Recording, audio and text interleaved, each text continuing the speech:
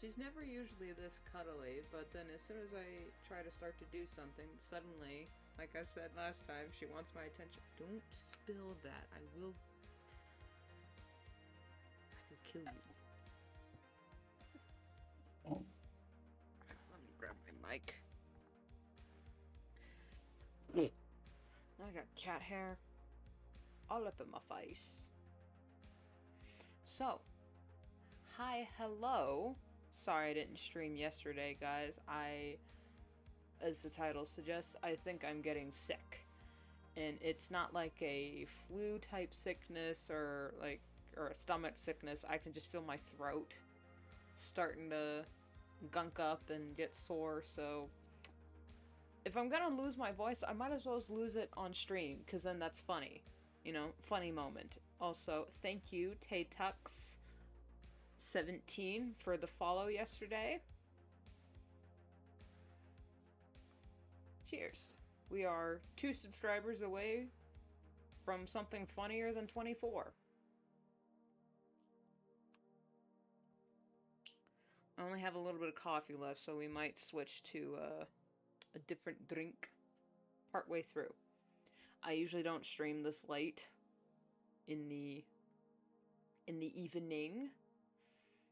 Usually I stream at the other 10 o'clock, but who wants to wake up that early anyway? So let's get started. I don't want to make any promises on how long or short the stream is going to be. But what I can promise is I can promise cat hair. Cat hair and coffee. So it's all over the place now.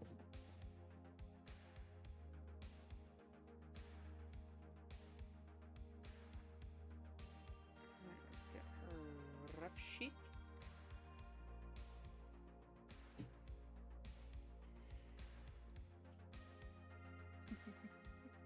Oh, I don't think you can see her from that angle.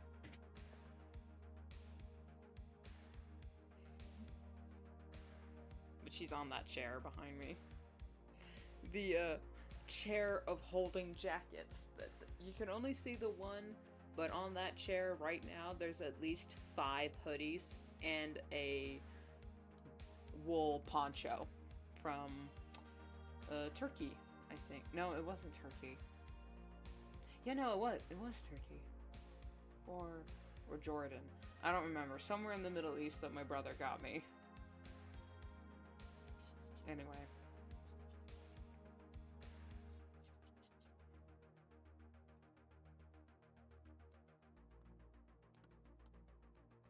So. For small talk, not much has happened to me away from stream. Aside from, you know, working on the comic. I realized, and it's so obvious now, I can't believe I didn't pick up on it earlier. The reason why I've been feeling so off lately is because I don't have a current hyperfixation. You know, I don't have a current hyperfixation. I don't have a project. Even though I'm working on the comic, it's not the same as having a project, because I already know what to do for the comic. I've already streamlined the process. I'm not really learning any new techniques. And yes, I could study up on comic stuff. I could, you know, look into all the different techniques for layout and line art and all that, but excuse me. But that doesn't really interest me as much as, you know, something else. So I really need a hyperfixation, and I can feel my like I'm genuinely getting irritated because I don't have a big ambitious project or a hyperfixation or anything like that. And not to say that a webcomic isn't ambitious. The fact that this comic has gone on for at least 4 years is impressive by itself. And the story has progressed, you know, slowly but surely. The way I wrote part 1, it's going to be more of a slow burn. Part 2 onward might be a little bit more fast-paced because I'm getting sick of working on just this one story. I need other stories to work on. But I can't, it's not just stories. I also need projects. I need to do something that doesn't require me,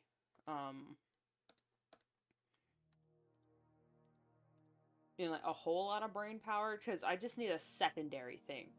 Like, I can dedicate my full creativity, like, the bulk of my creativity to the comic, but then that extra runoff energy I can dedicate to something smaller, something less strenuous than, say, you know, like working on my other stories. I just need to figure that out.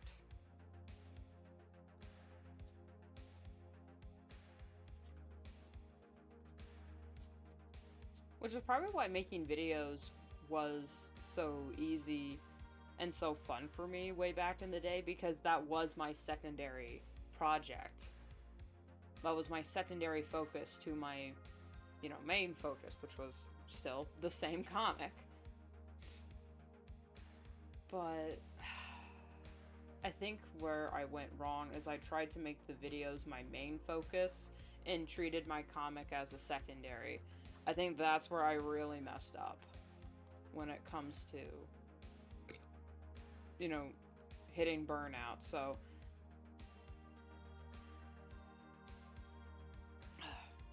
sorry, just itching my nose. She was up, like, as soon as I hit go live, she literally just jumped on the desk and just was all up in my face. So the reason why I hit switched over, like, ended the introduction so early is because I wanted to catch her in the act. But then as soon as I did that, she left. I was like, damn it. It's always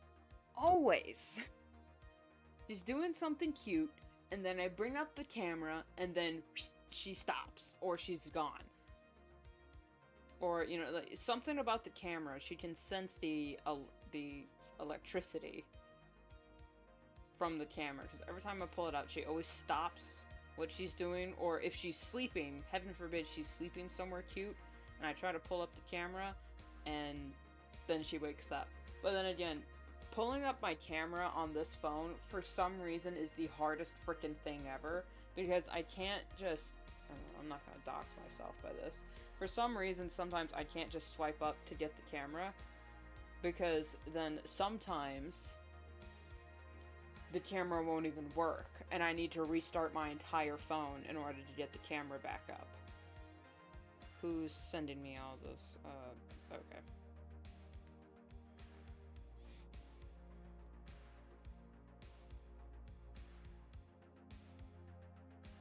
Okay, there's that.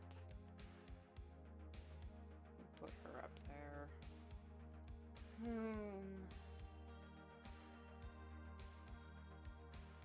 The siblings, the other siblings, I think, can be on the same layer. Don't think it'd be that detrimental.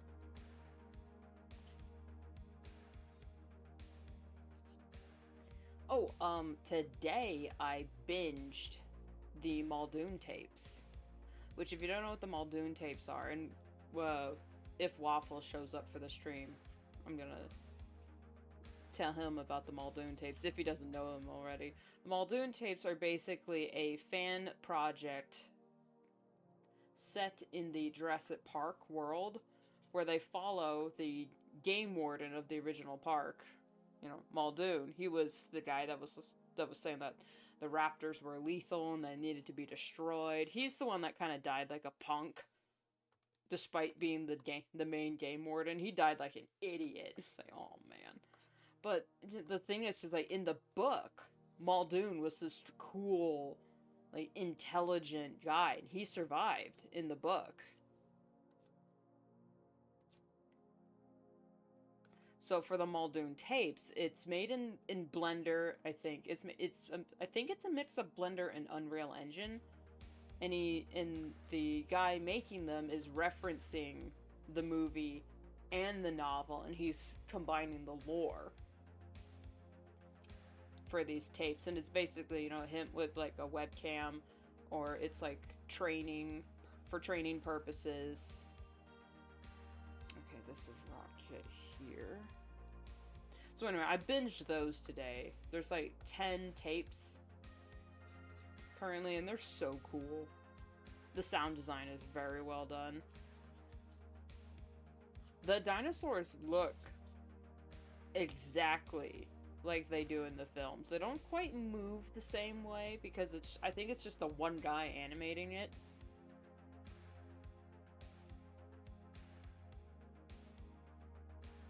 It's just like pixeling there.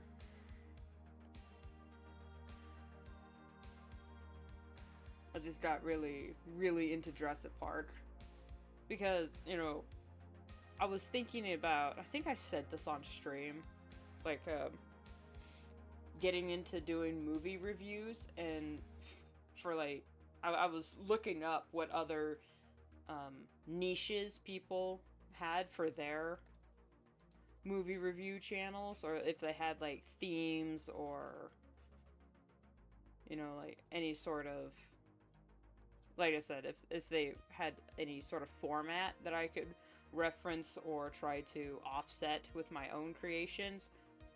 So I just watched a bunch of reviews for the Jurassic Park films because I've seen most of them. I haven't seen, you know, when World came out, I was so done. I didn't even bother watching Fallen Kingdom or Dominion or any of the other. I don't even know what the others were called. That's how out of it I am. So watching movie reviews was entertaining, but oh, that's the wrong color. That color. Big difference. And I am on the right layer. So anyway, in conclusion, for my research,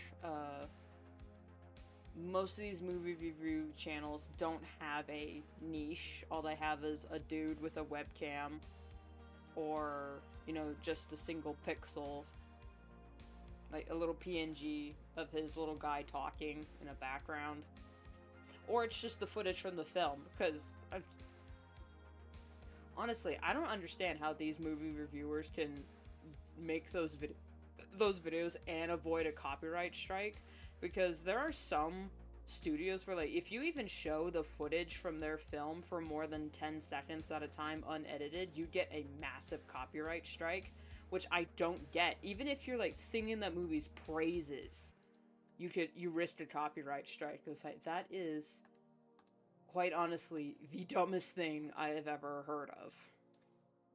Actually, from that angle, we'd only see this color, so that's what I'm gonna do.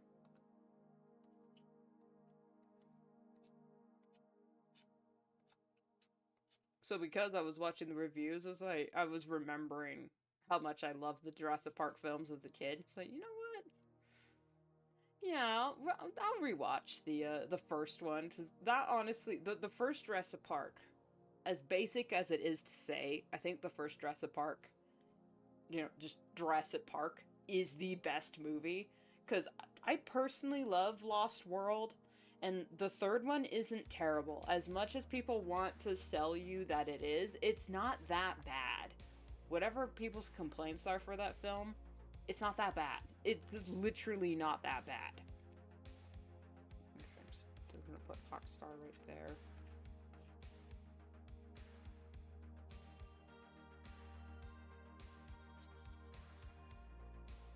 Yeah, I rewatched the first film, and I watched a bunch of behind the scenes for how they made the film, and personally, this isn't really a hot take, it's just probably a weird take. I sometimes find the behind the scenes for a film 100 times more entertaining than the actual film. Because, like, if you want, like, the Rune's formula to fully enjoying a film, watch the movie, fresh, the first time. Watch the behind the scenes. Watch the movie again. And then, you can, by the third watch, you can add the audio commentary. Now, the audio commentary is different. It is not the same as watching the behind the scenes, because the behind the scenes actually shows you them in the workshop and like in the storyboard room, or telling you how they animated a certain character. See, now that's important. Like, it's not necessary for the enjoyment of a film, but for, like, personally, it definitely helps. And then the audio commentary is just good entertainment, especially if the director or whoever's doing the audio commentary can watch and talk at the same time. Because sometimes for the audio commentary, they're talking about a completely different scene, and then something will happen and they'll like lose their train of thought. It's like, you know what, as a live streamer, that happens to me all the time. Which is why when people come into my office to talk to me, I have to pause whatever I'm watching or listening to, because if I don't, I'm gonna completely lose. They're gonna lose me.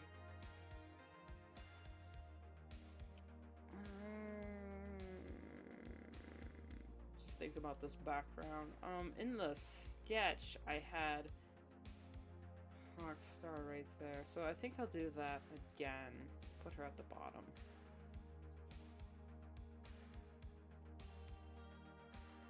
Also, the Jurassic Park soundtrack is just so good. But then watching the Muldoon tapes, it's fascinating, it's refreshing, but it's also really frustrating. Because I'm just looking at the Muldoon tapes that's literally made by like 5 people, all independent, all passionate about the original story, and I'm sitting here just like, this is what people want. This is what Jurassic Park could be. If Jurassic Park as a franchise is to continue in film format, it needs to be analog tapes. It needs to be found footage. Or it needs to be about the game wardens, about the construction workers, the people on the ground. Not about some random family or some scientists that we don't give a shit about.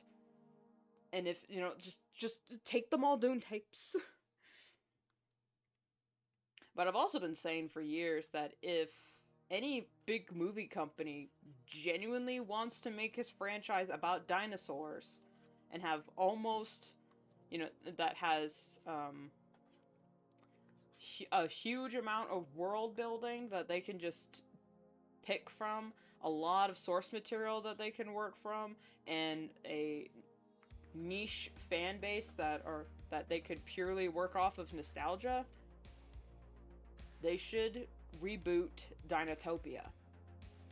Now, Dinotopia is a franchise that not a lot of people know about because, like I said, it's very niche. However, because not a lot of people know about it, whatever big company decides to reboot Dinotopia, they could literally do whatever they want with this franchise. They could follow the original lore if they wanted to.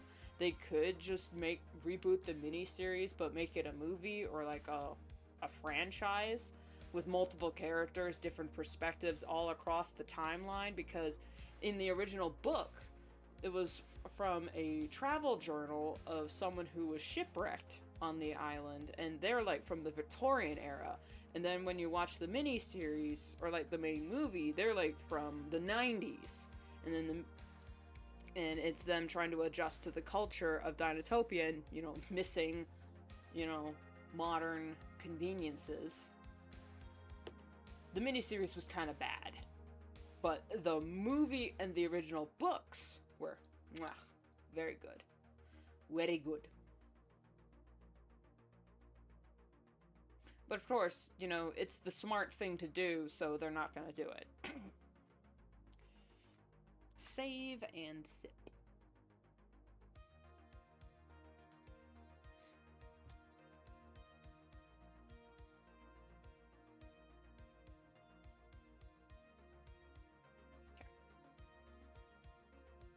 I have to keep checking back on the page to see if the live stream is still, you know, live. I have nightmares.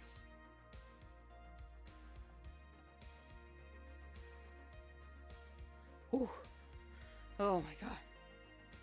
I also have nightmares about my mic being muted the whole time, because that has happened to me before. More than once. And I tell you, I lose sleep over it. Anyway. White.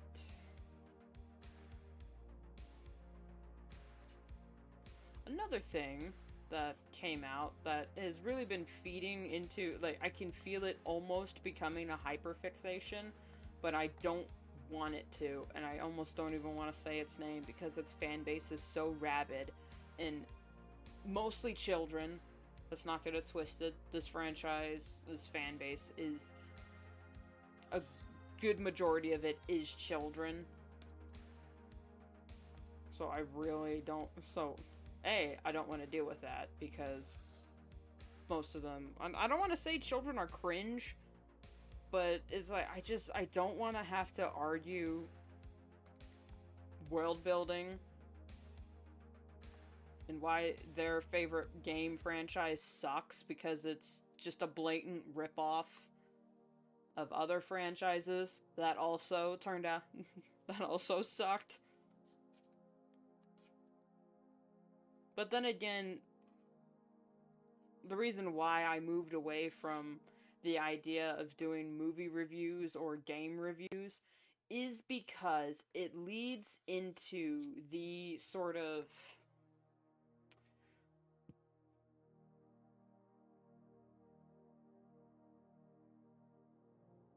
how do I put this? You are either, in the movie review world, you are either just arguing and, you know, causing discourse and drama with other people who want to argue that you're wrong and you're stupid for not liking the thing, or you stupid for liking the thing. But then it also, additionally, it gives the, here's my opinion on this thing, and it's it's them telling the audience, do not engage with this, do not have any thoughts, just listen to what I say, because, you know, if I don't like it, that means you shouldn't like it either, because you are my followers, you are my lemmings. It's like, nope.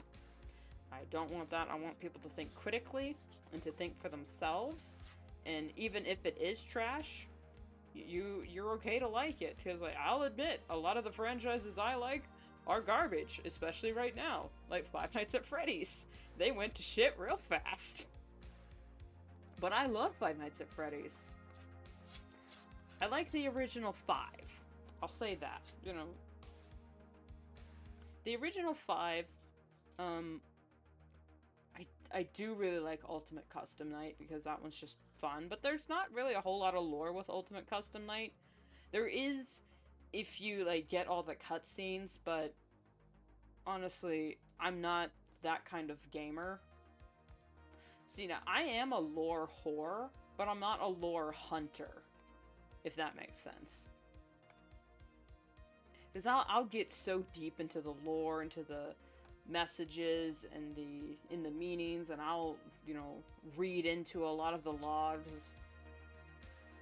like any logs or you know, ARGs that they have is really cool. But when the ARG is, like, so complex, and looking at the source codes of PNG files and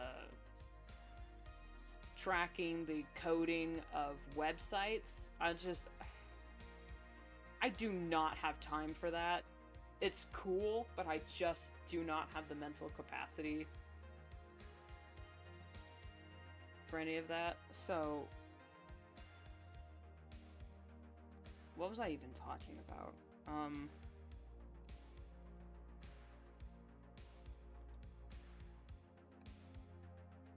I'm not a gamer. Let's just say that. I'm not a gamer. I don't pretend to be a gamer. I don't want to be a gamer. I just, I like watching people play the games. But I don't want to have to dip my I don't want to get anywhere near that side of the internet. And it's not because it's a bad side of the internet.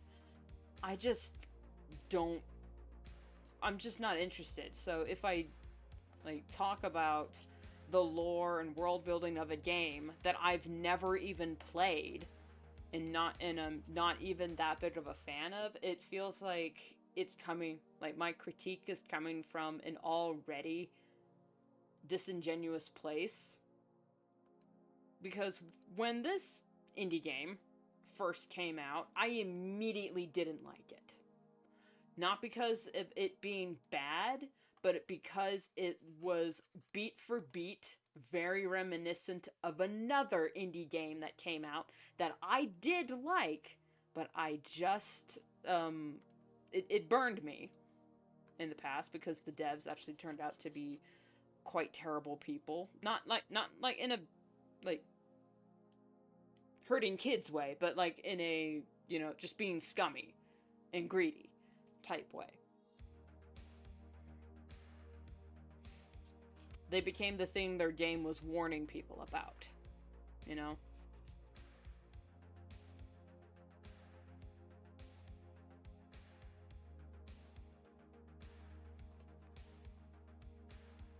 I'm being purposefully vague because, like, you know, like with my, oh god, with my husband hotel video, I was too hesitant to even mention its name because then I knew that crowd would then come in and, like, if I even mention the name, that crowd of people is gonna come in and then they're gonna talk about it and then I'm gonna have to respond and then that'll start a dialogue and then I'll be dragged into that that conversation that I don't want to have. I don't want to talk about,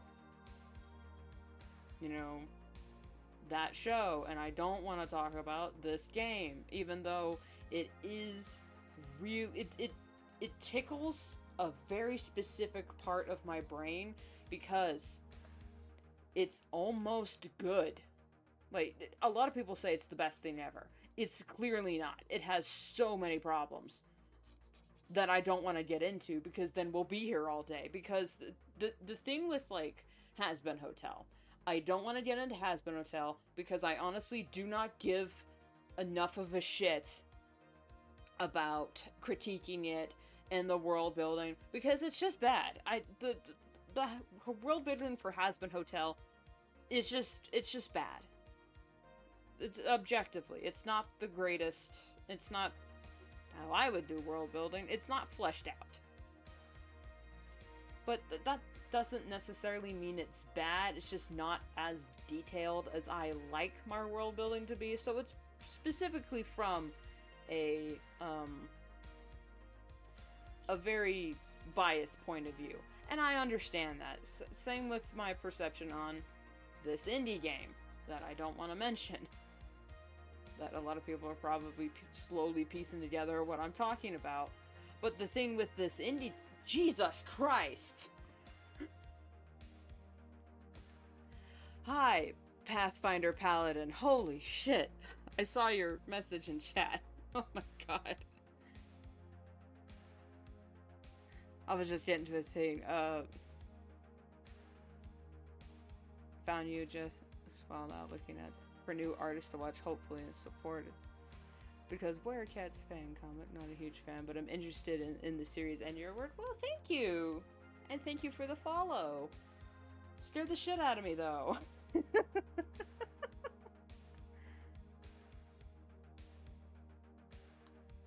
Sorry for the jump scare. It's fine. I'm just a pussy. Love the energy and the yapping, so I decided to stick around. Yeah, we're talking about why I don't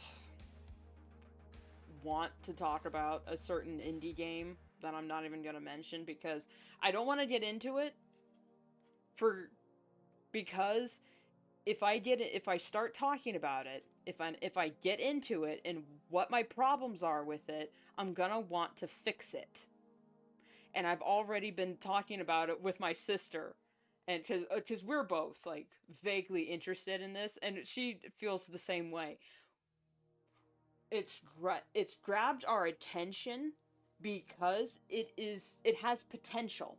It has potential to be very well written and very fleshed out. But the more we look at it, the more we're like, okay, no, if you just change this bit of lore and then alter this character dynamic, and it's like, it's so fixable.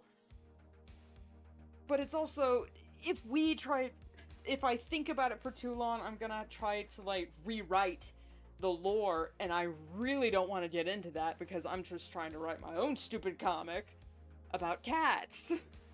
So I don't want to get into it. Don't get me started on it, because if you get me started, we'll be here all day.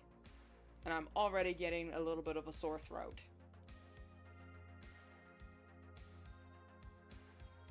Okay, we can't see any of her colors from there. Same with there. Won't open Pandora's box, but I can tell it's personal. It's an indie horror game that is primarily about children, and the fan base is primarily children. I mean, but that's basically any indie horror game. The kidification of indie horror is really a problem. And, you know, we can talk about... I could also yap about Five Nights at Freddy's, because it's not Five Nights at Freddy's. The indie game I was talking about is not Five Nights at Freddy's. Because I am a fan of the original Five Nights at Freddy's. What FNAF became? No. That is just, no. Yes, the game is about the souls of children, but when you try to make a horror game or a horror franchise kid-friendly, it's just, ugh. No.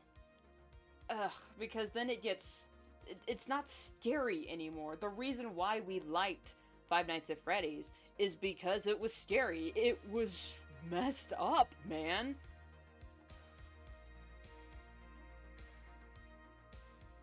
But then you made it child-friendly, and then we got the 2 movies, which were PG-13. You made 2 movies about a horror franchise, about murdered children and killer animatronics, and you made it PG-13?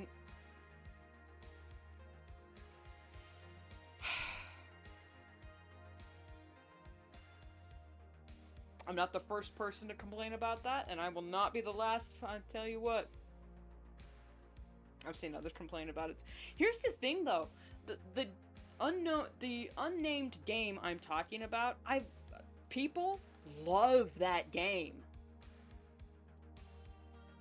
And when people do critique it, it's met with like, oh my god, I can't believe they said that about this game. Oh no, my game. It's like, it's not your game.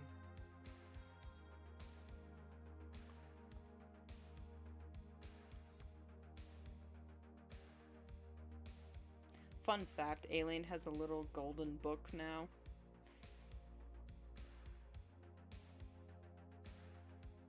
More serious, I thought it had toy. Well, it's about a toy factory. No, that gets it away. Never mind. You know what? Fuck it. I'll just say it. I'm talking about Poppy Playtime. Here we go. I've got started into it. Yep, I have a problem with Poppy Playtime. I know everyone loves it. Everyone thinks it's the best thing ever. You either love it or you hate it. And I don't hate Poppy Playtime. That's the thing. I don't hate it. I want to like it. But it keeps disappointing me. Markiplier played the most recent chapter. The most recent chapter, man. It's just like I watched it and I was like this almost the entire time. I was the Homelander meme of him in the theater, just. I won't spoil it though. But the ending for chapter 5 did give me hope because I do love that character. They're bringing back a beloved character that we thought was dead. Now, normally I get really mad when franchises do that, to just let characters stay dead. But in a series that's supposed to be about immortality, it makes sense that characters keep coming back, as long as they don't William Afton themselves.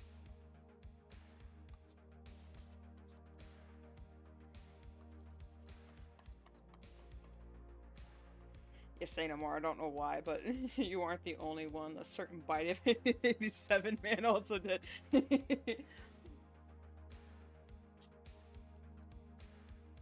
Yeah, and like I was saying, sorry for leading you into your own raffle, by the way. Fine. Like I was saying earlier, the reason why I don't want to make any videos or any public thing talking about or critiquing Poppy Playtime is because when chapter 1 of Poppy Playtime first dropped, I immediately didn't like it. Because the first chapter is beat for beat exactly the same as the first chapter of Bendy and the Ink Machine. Another indie horror game that got way too popular, way too fast, and people were demanding the next chapter when the original writers had no lore. That's the problem. They started a game, they had no lore, no idea, and then suddenly there's a demand for more content, and they're like, oh shit, just grab story beats, throw it together, and then maybe by chapter 3 we'll finally figure out what we want to do. And then by then it's too late. It's too late, because you've already started the landslide. It's too late. You've already started the avalanche. It's too late for the pebbles to vote.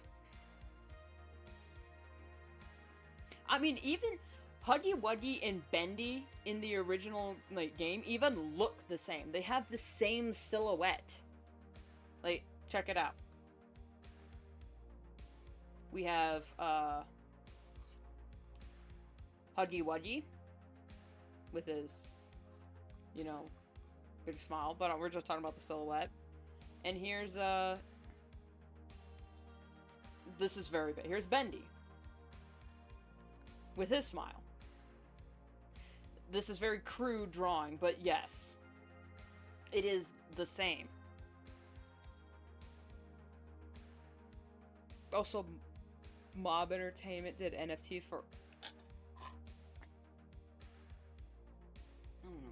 No. And also the thing is, the ARG that had, with the videotapes and the marketing, like the videotapes in the ARG for marketing that they do around Poppy Playtime, that is good. That is beautiful. If Poppy Playtime was just the ARG, I'd love it. But it seems like the marketing team who makes the trailers and the cassette tapes and the game devs are two completely different teams, because what was advertised was not the chapter we got. Because we thought that chapter 5 was going to be all about the prototype. Yet a whole hour of gameplay was about this one character, Lily Lovebraids, who doesn't even look like she's supposed to be a part of that franchise. And the reason is because the original writer no longer works on... the original writer who made the first and was writing for Poppy Playtime stopped working with Mob Entertainment somewhere around chapter 3. He left them notes and said, here you go. Do with what you will, I'm done with Poppy. The reason why Lily Lovebraids looks so out of place is because the creator had an idea for a character and was thinking, like, maybe I'll use this for a different game, but somehow she got swept up with the notes for Poppy Playtime, so they put her in there. It's like, that's why she doesn't look like...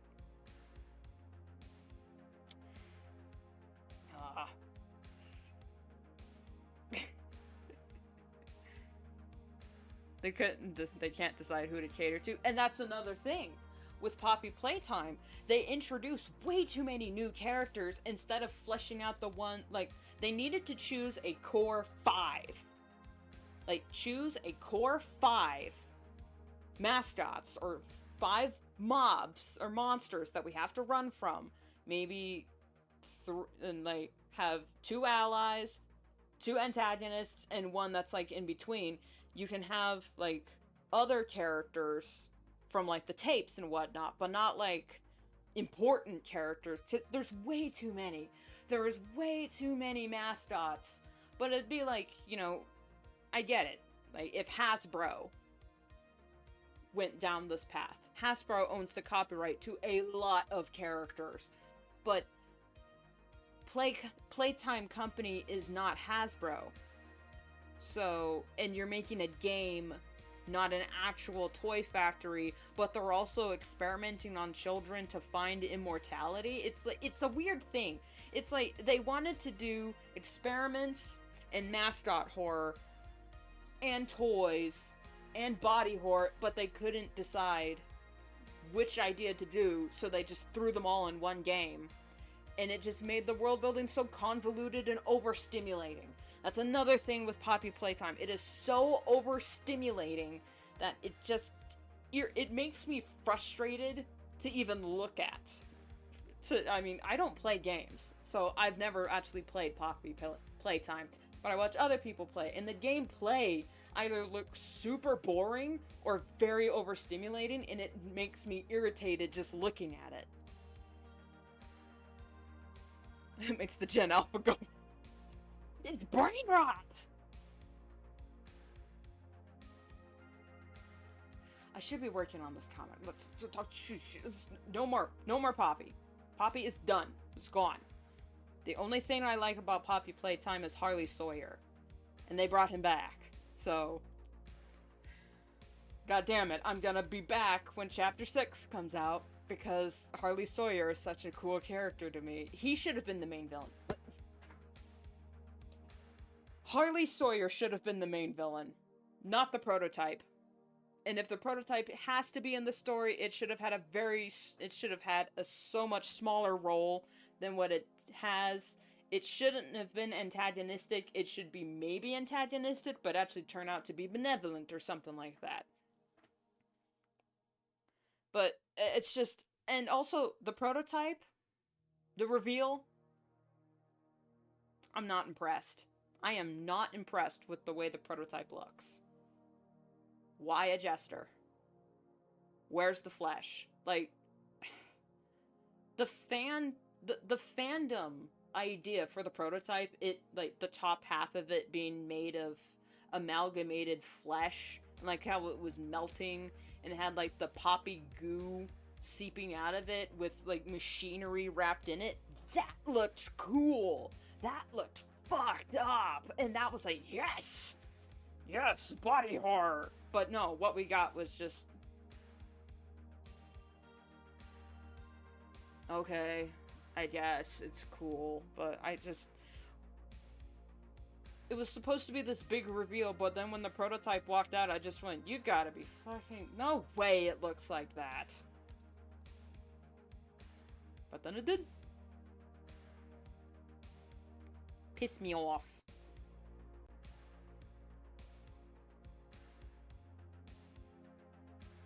More pleasant thought, I like your taste musician. The rules. I read the rules and Dolly Parton is the goat.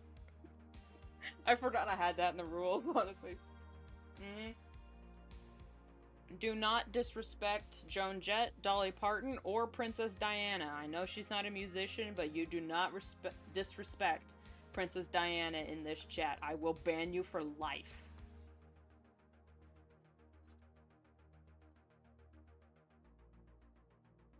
It's funny because I don't even listen to Dolly Parton all that much. I'm more of a grunge, um, rock. I'm into grunge. I'm into rock. I also do like EDM, but I don't have any specific artists that I like from EDM. Maybe only one or two. Oh, that.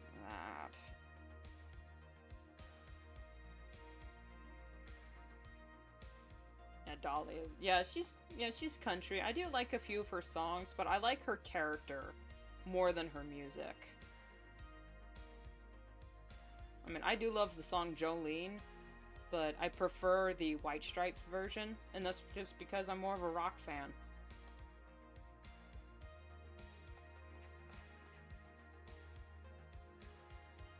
I love Metallica and Nirvana. Mwah. Beautiful. What kinds of rock artists besides Joan Jett? Like I just said, Nirvana, Metallica, Hailstorm, all really good. I also like DA Games, but he's a mix of electric and rock. Especially Heart of an Artist. I love that album so much. Who else do I really like? I like a lot of independent artists.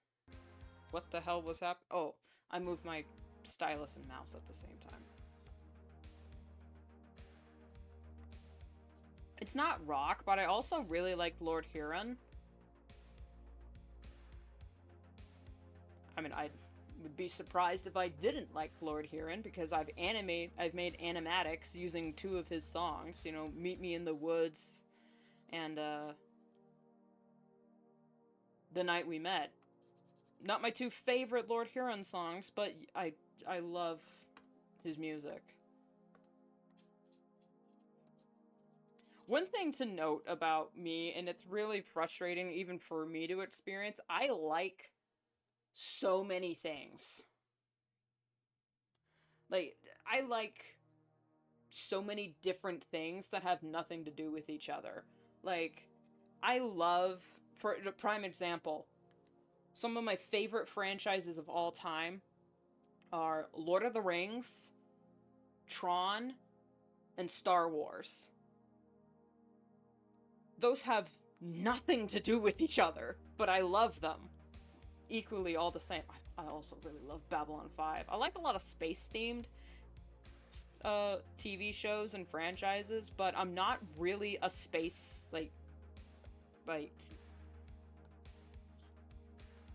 I'm not like a space whore like Markiplier is. In fact, if I had the opportunity to go to space, I'd probably say, hell no. Because no, thank you.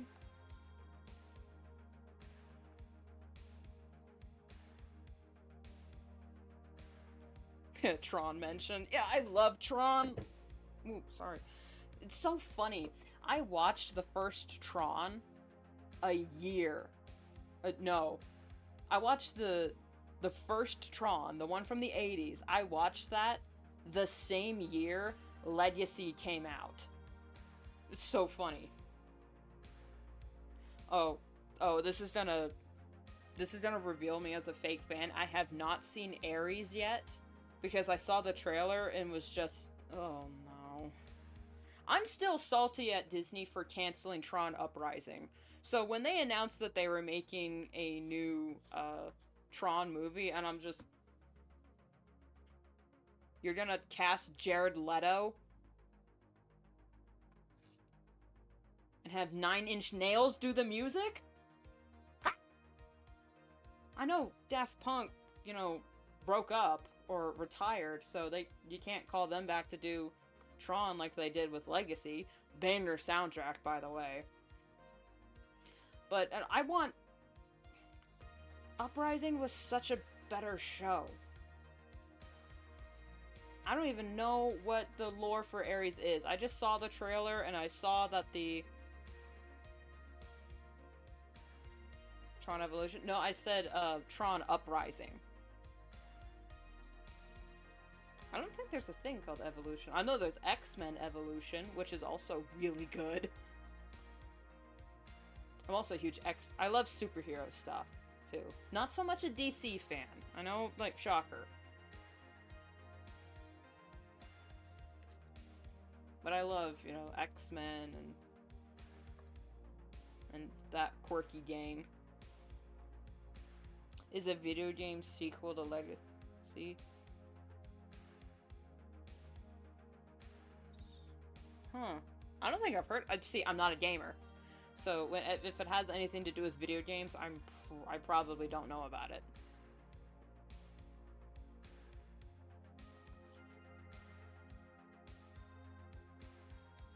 I know they made a cameo in Kingdom Hearts. It's very niche. Well, not niche. Kingdom Hearts is very trendy, I guess.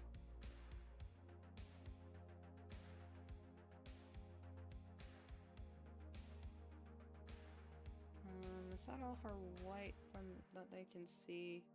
Yeah, that, this, that, that. Shoulder here.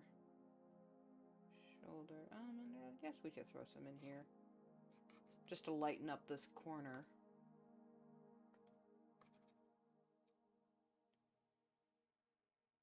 What you're looking for won't be found easily.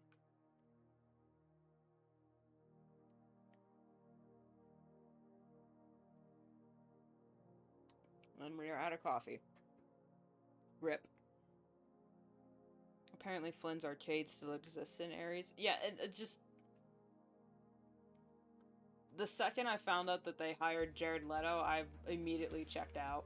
So I'm just... No, not that cult leader.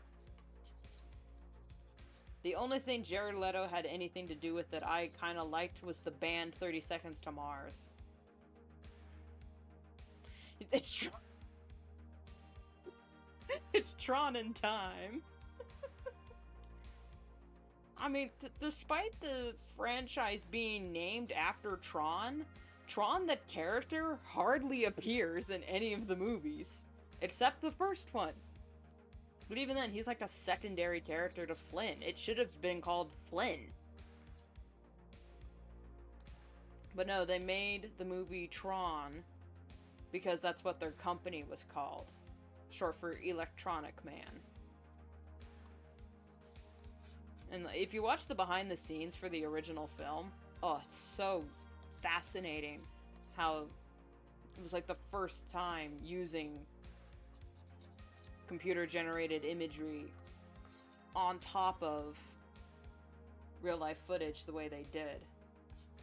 Like, they got snubbed a Grammy because people didn't believe that using a computer counted as animation. You believe that? Tron is a franchise haunted by being ahead of its time. Because the first Tron was way ahead of its time. People didn't really get the intrigue of learning how computers worked because computers were still relatively new to people. And then when Legacy came out, it was like one of those...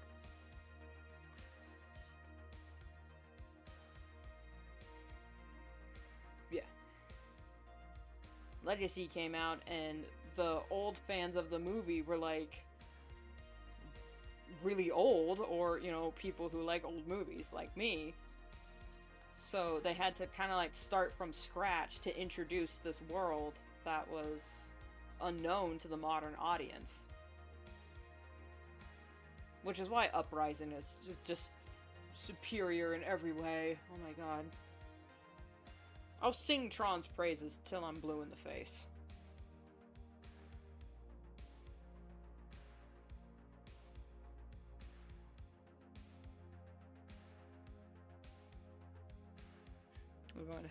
Oh yeah, he was the defender of the grid. I mean, I don't think he had a religion based off of him. There's definitely a religion inspired by the users. But then again, I haven't played the games, and I've barely read the comics. Despite being a superhero fan, and a fan of a lot of different comic franchises, I don't read a lot of comic books. I'm such a fake fan. But I have a good excuse for not reading comics. I have a very good excuse. I can't find them. And when I can find them, I don't have the time.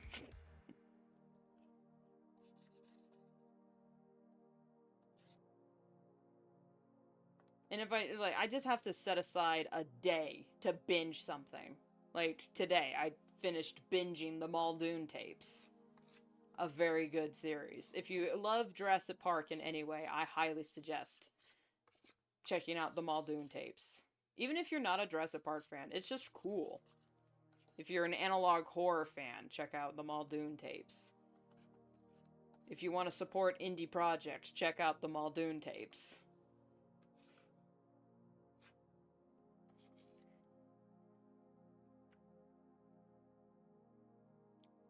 It's like Tron Identity. That's where I learned about it. Okay, yeah. Yeah, I might check that out. If I remember.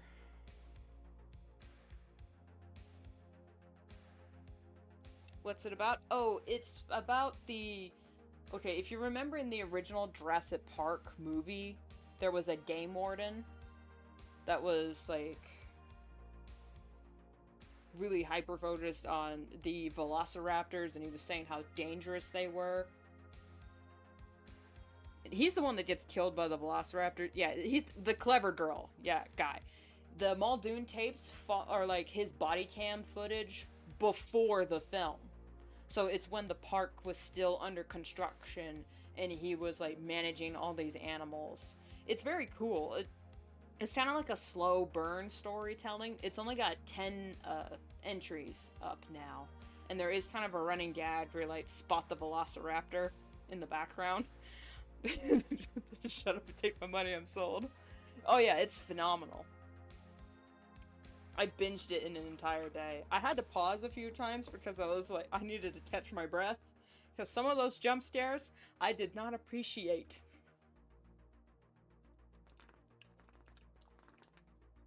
But that's only because I'm a bitch when it comes to jump scares, man. They use the sound design that is in the movies. They use the original sound design. And they also use lore from the original book in alongside the movie lore. So it really just adds to, like, his character, how the park was run behind the scenes, how Jurassic Park was on the verge of a systemic collapse even from the beginning. I almost forgot her brown stripes.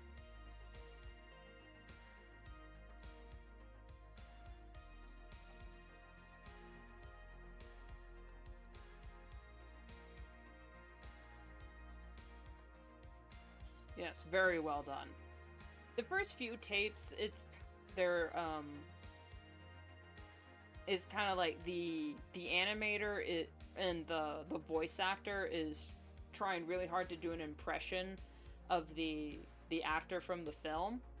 I can't remember any of their names. But he's trying to do an impression, so the voice acting is a little bit stunted at first, but eventually once he, like, gets into the, like, okay, this is how this character talks, how he, his mantra, his cadence when he speaks, then he, like, gets more into the acting. But him also being monotone in his delivery is kind of funny, because I won't spoil it. There's something where, like, something is terrifying is happening, and he's just like, oh, step on it, Jerry.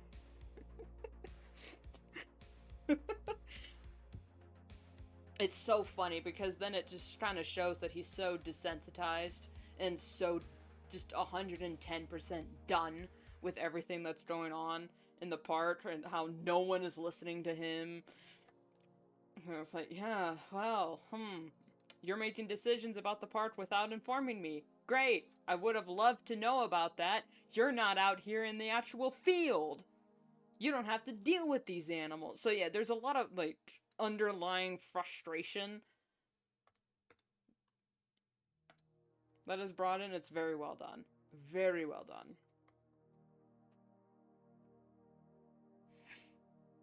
Probably one of the best.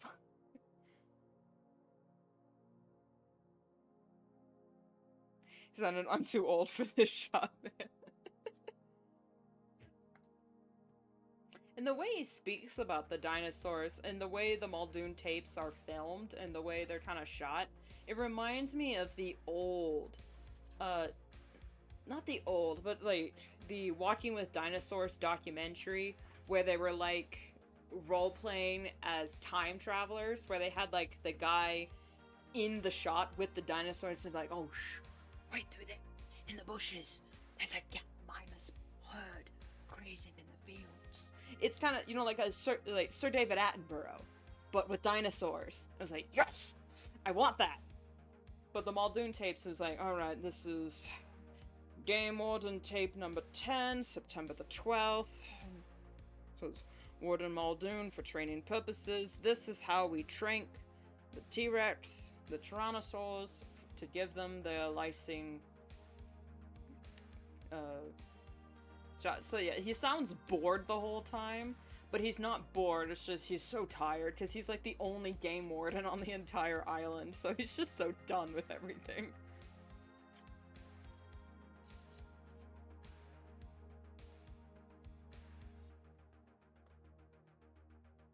There's actually a Walking with Dinosaurs arena show. Ooh. I went to a Jurassic Quest when I was... Not when I was... Technically when I was younger, but I was still an adult. I went to a Jurassic Quest that they had in my area. That was really cool.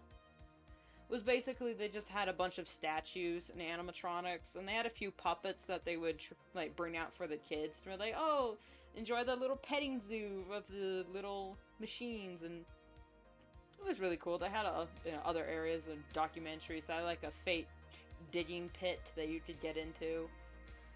It was very kid-centric, so there wasn't a lot for the adults to do. But I remember really enjoying myself. Because when I was a child, I was really into dinosaurs. Like most autistic children. Dinosaurs and sharks. He's the only intelligent character, in other words. Yeah. In the book, he was, like, the only intelligent character. Because he respected the intelligence of the dinosaurs. He respected them as animals, and he respected them as apex predators. The other scientists, they had no respect for their own creation. Which is why it ended up biting them in the ass. And the face. And in half.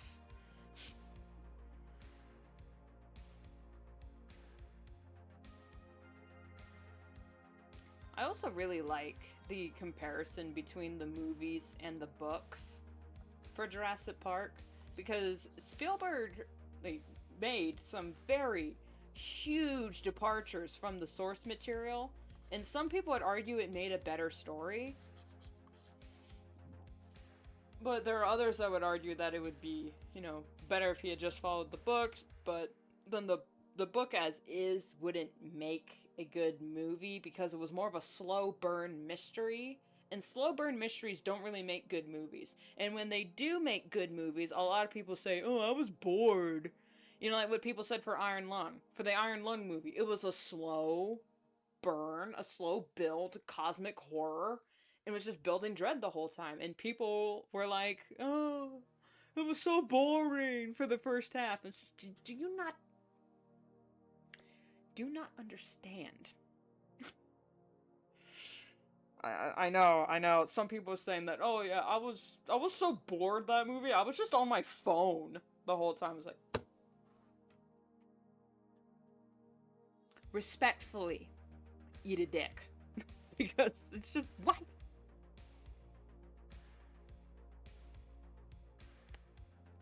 The T-Rex animatronic malfunctioned a lot. Oh yeah. That with the kids screaming. Yeah, that's my favorite bit of Jurassic Park lore.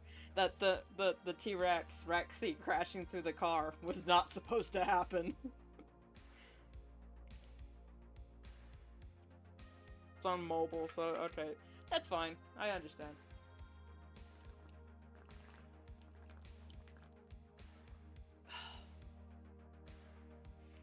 I can feel the top of my throat is starting to get sore and like pretty grimy. So tomorrow I'm probably not gonna have a voice, which is fine because I don't have to stream again till like Friday on YouTube, because other weekdays I usually try to stream on Twitch every Monday and Wednesday. As you can see, that doesn't happen all the time, but every Friday on YouTube I'm gonna live stream for sure. I'm gonna make it happen. What's the comic itself about? Oh, okay. Well, yeah, let's talk about the actual comic. I'm adjusting my chair. It's making me really sweaty. So, the fan comic, it's called The Path to Brighter Stars.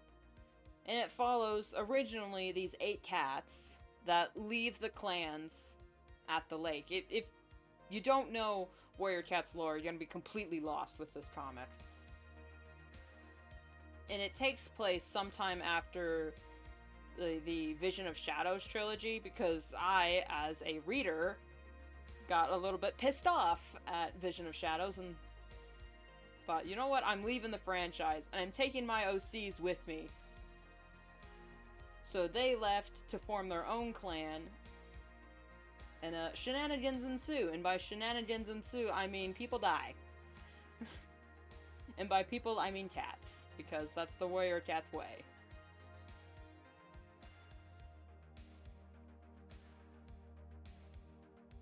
And so they leave to form their own clan. Yeah, Watership Down. Yes, you see it. Yes, I am also a huge Watership Down fan. There's a lot of Watership Down references in this comic, and there's more to come. I actually like Watership Down more than Warrior Cats. It's just Warrior Cats has more material to work with, and I can actually draw cats. I can't draw rabbits. I mean, I can. My persona is a rabbit, but drawing an anthro rabbit and drawing a wild rabbit is not the same. Yeah, I post the comic on DeviantArt. So if you don't have a DeviantArt, I am sorry. And I post new pages every Tuesday and Thursday. I think in my About section in the stream, I have a link to the first page. That'll take you directly to the first page, so you can avoid spoilers. I don't think there's any spoilers here, aside from the fact that, kittens. And kittens are so hard to draw, man.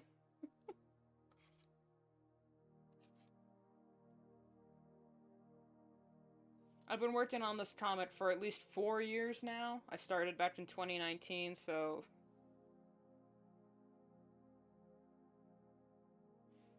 Oh god.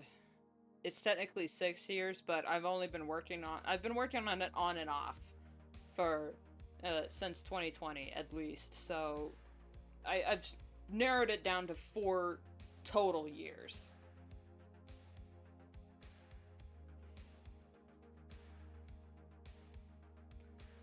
It may have less material, but it's more consistent, defined world. Yes! Yes! That's why I love Watership Down more. That has a set vocabulary, a set lore, the world building is fleshed out. It's just him writing. It's not him and 4 other people that don't talk to each other and use the fan Wikipedia to reference their own writings, which is why Warrior Cats has a lot of plot holes and inconsistencies, because there are 4 writers for these books. They don't talk to each other, and they don't have their own series Bible.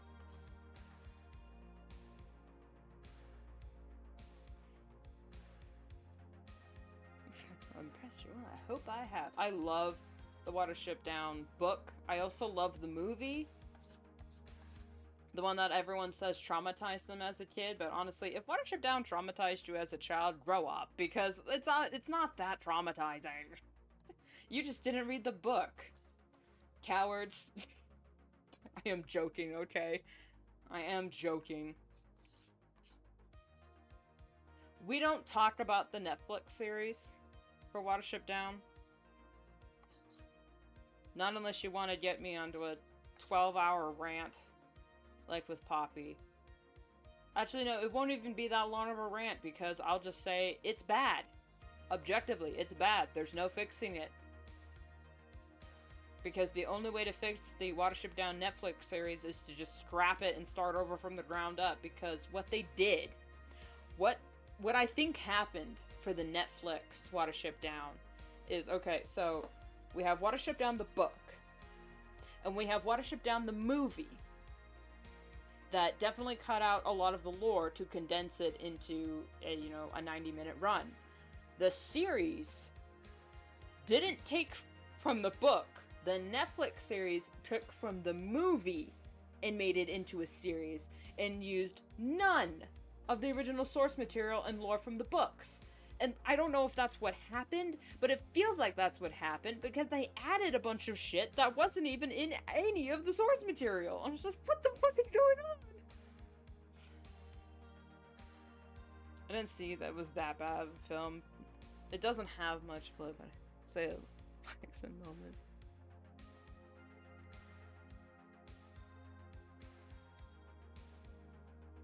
Yeah, it was the same author and the same studio also made Plague Dogs. Now, Plague Dogs wasn't that gory, it just had that one scene that was just, oh my god! And when I was watching, I was like, holy shit! Now, one movie that thankfully I didn't watch as a kid, but I know if I did watch it as a kid, it would have traumatized me, is Felidae. Now, Felidae would have traumatized me as a child. If you don't know what Felidae is, it is a German... It originally was a German-written novel that was later animated and then translated into English. And basically, Felidae is... Take... Nazi ideology about eugenics, but give it to cats. And that's Felidae. People have also compared it to, like, the German Secret of Nim, because these, because in Secret of Nim, the rats were being experimented on and they were getting more intelligent. But that's not what happened in Felidae. They were just being experimented on mercilessly by these scientists. There's also a grand conspiracy in Egyptian mythology. Yeah, there's that too.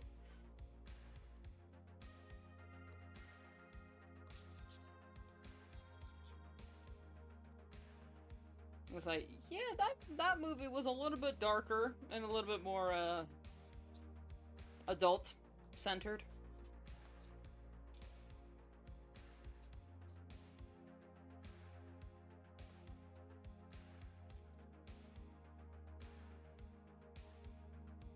I didn't watch it when I was a kid. I watched it when I was when I was already graduated. So it was like just looking for something to watch.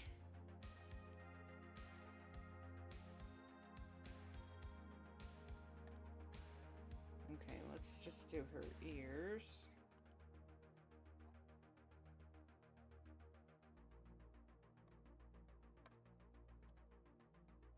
We can't see her scar from here, which is fine, but we can see... At least the mystery was fascinating. Oh yeah, the mystery for Felidae, very well done. I did enjoy that movie. I wouldn't recommend Felidae in any way. That's more of a work your way up to it type movie. But mostly because, you know, a lot of people won't take it seriously at first because it's animated. Oh, it's animated. How bad can it be? It's like...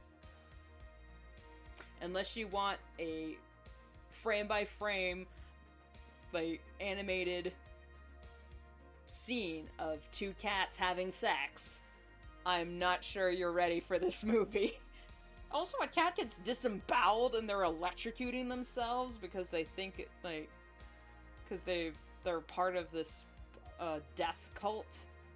It's like, oh. Also, there's a terrible, terrible scene where this one cat gets her kittens ripped out of her stomach, out of her womb, and she's just dead, and all her dead kittens are displayed. It's like, oh, this is awful.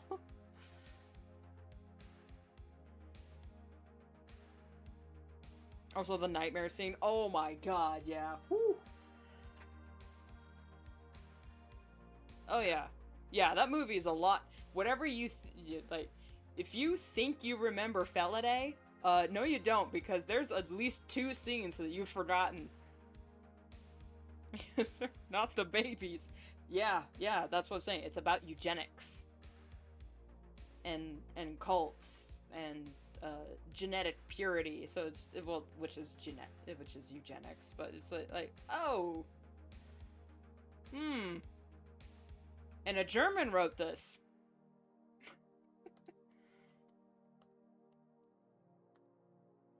When people said it was like German Secret of NIMH, it was like, you have no idea. Secret of NIMH was a cakewalk compared to Felidae. Let's not forget Animal Farm, which they did very dirty with.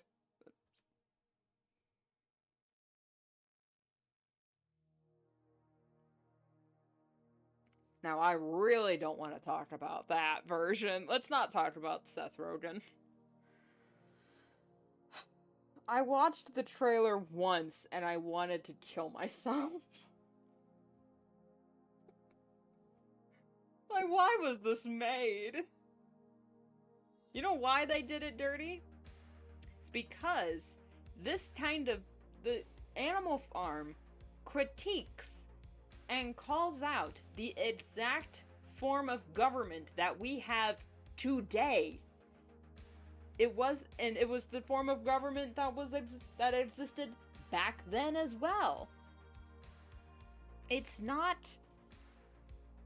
I mean, a big billion-dollar corporation in a capitalistic society would not allow Animal Farm to exist in any sort of, in its authentic and original form, because then it would be critiquing their existence, and then it'd get a little uncomfortable, because then people would just point and say, huh, exactly what you're doing, huh. You're taking advantage of the fact that the sheep can't read.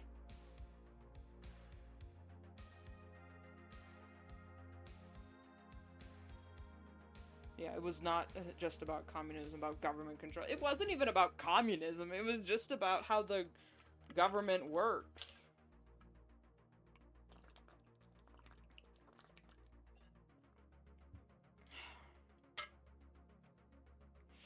And I mean, like, same thing with, the book. 1984 by George Orwell. An authentic, movie or representation of that book. Or TV show, even. I mean, they could make a TV show out of 1984. There's a lot of lore there. It could never exist. Like, this type of government and society can't allow that type of film to exist because it calls out their way of life. And if we, the people, question our way of life and why we have to stay in line, they're in trouble. To quote Hopper from Bug's Life, those puny ants outnumber us 100 to 1, and if they figure that out, there goes our way of life.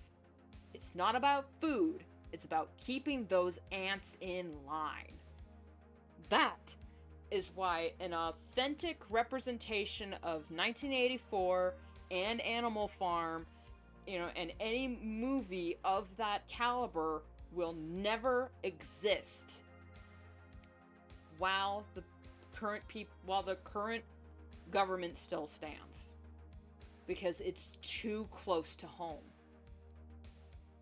It makes people start to ask questions, which is why Andor is such a good show because somehow Disney got away with it. Somehow they got away with critiquing the way a fascist regime takes over. I just realized that bit of the art was overlapping. If you haven't seen Andor, or if you're not a Star Wars fan, you're kind of missing out, because even if you're not a Star Wars fan, I highly suggest shitballs. If you're not a Star Wars fan, I highly suggest you watch Andor, because it's not like any Star Wars property that came before. There's no Jedi in Andor. None. But because Andor is taking place during the Empire's control, and they killed all the Jedi. So, you know. But it's about how the rebellion started. Because rebellions don't just form overnight. It forms because enough people are like, you know what? Enough is enough. I'm sick of hiding. I am sick of living with my head bowed low and my back breaking. I'm done. But you need enough people to stand together. And that's what Andor was about.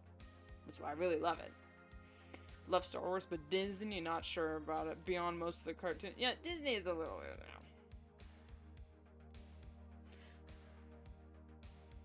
The New Republic was also kind of inept. Oh, absolutely. But the show Andor is just mwah. Oh. If you want a good representation of how a fascist regime takes over and maintains control, and why they have to rely on fear and disparage hope, individuality, and culture, it's very well done. Also, Diego Luna is such a beautiful man. If you want to just see him and his big sad brown eyes on screen for a few hours, just watch Andor.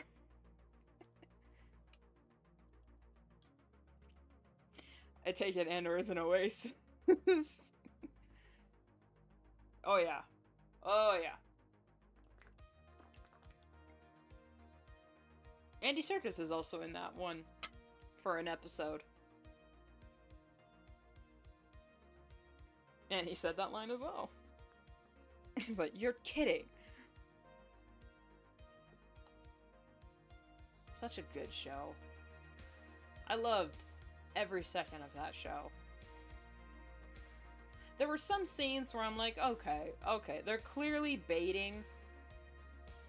They're clearly baiting us as fans from the movie Rogue One. They're like, ooh, we're introducing this character, ooh. We're like, okay, I see what you're doing here, but you kind of do have to keep people interested, get the hook.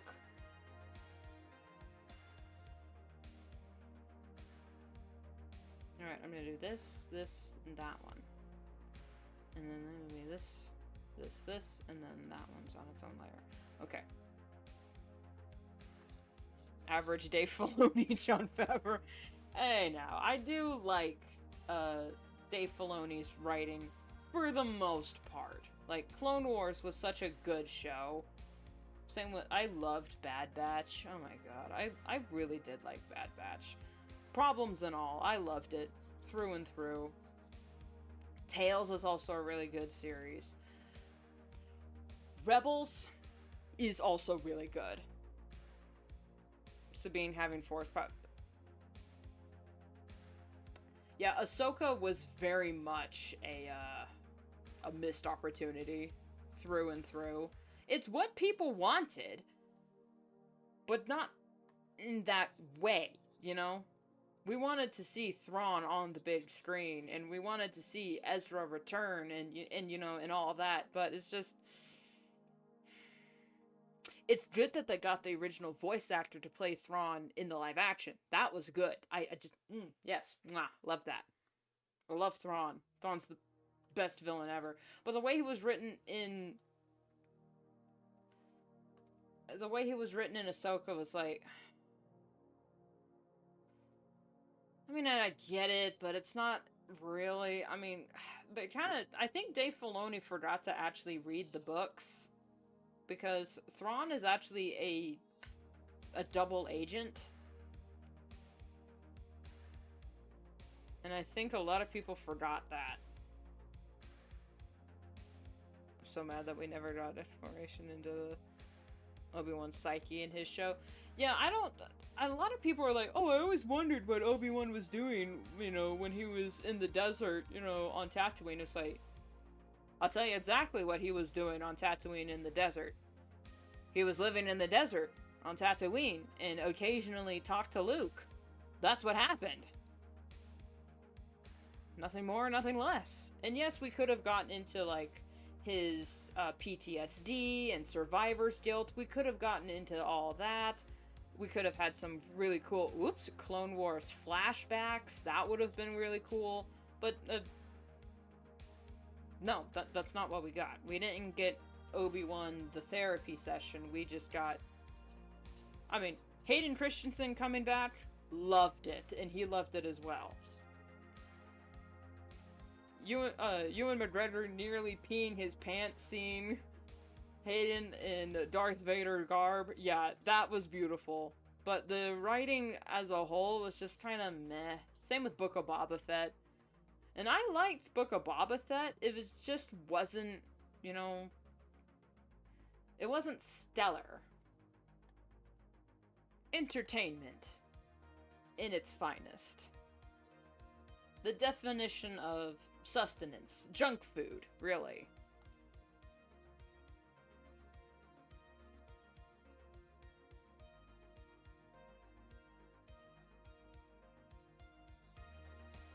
I will be honest, I actually didn't watch...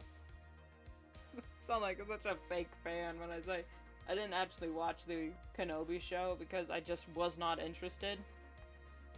It's like, don't you wonder what he was doing in the desert? It was like, he was in the desert, that's what he was doing. I mean, you can't really add anything or take away because I've seen A New Hope. I watched A New Hope. He still has to be there, he still has to be alive, so... what else is to be learned? I don't know. Maybe I'm uncreative.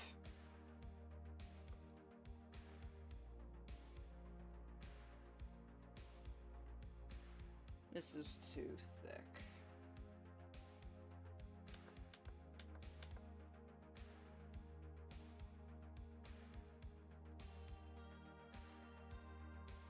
That's too big.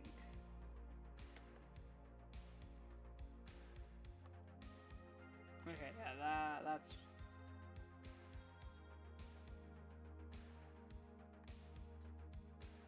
better. Now we do this, and now we do that, and whoops. There we go, there we go, there we go. That adds a little bit of salsa, a little bit of spice.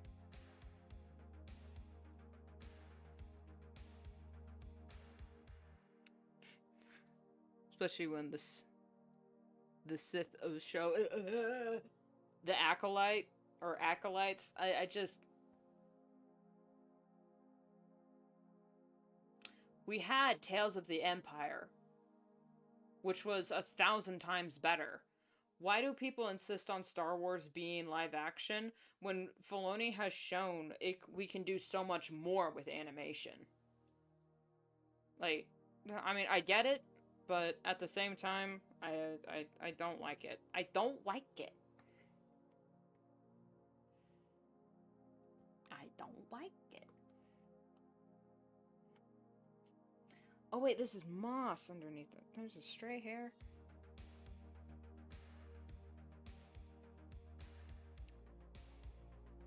I like the way you draw the eyes and mouth, so thank you! The eyes are the most important part of any character design, so they are the places they're the parts I place the most emphasis.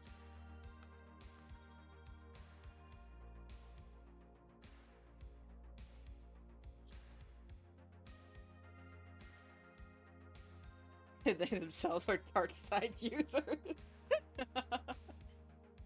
It's not a moral question for me. It's just a question on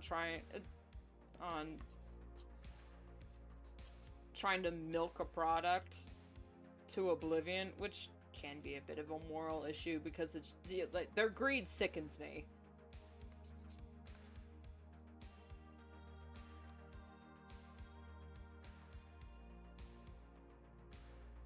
But it's also, it's Disney, they can't help themselves, so I feel no sympathy for them.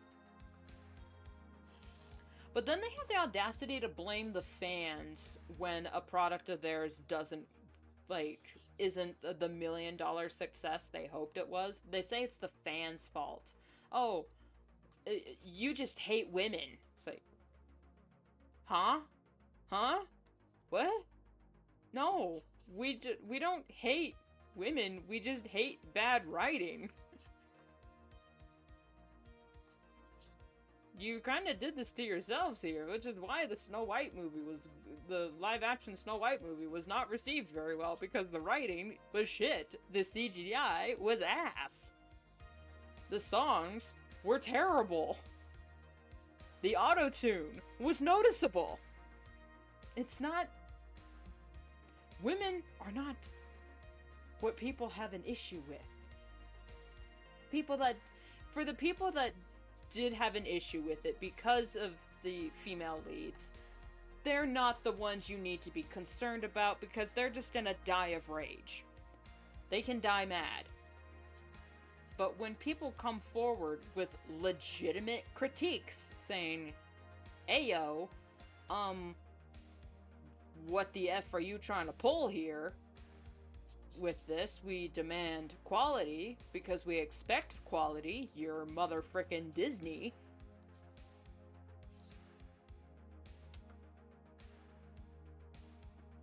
Yeah, if you don't like it, don't watch it. Yeah, the shocked Pikachu face. Yeah, honestly, if you don't like it, don't watch it. But also, going back to my Poppy Playtime rant, I wanted to like it.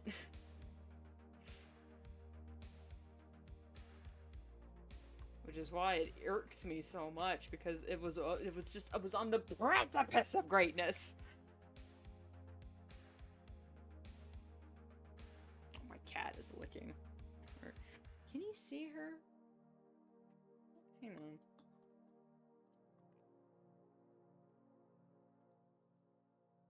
Oh, you can barely see her. Hang on, we're gonna try something risque.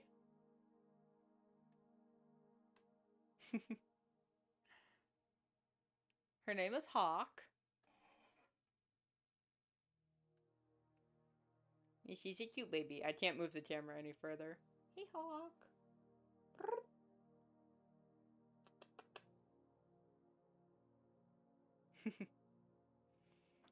She's a pretty kitty.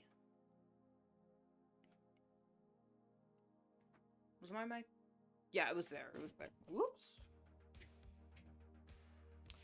Okay, we'll put the chat turtle back on the webcam. There we go.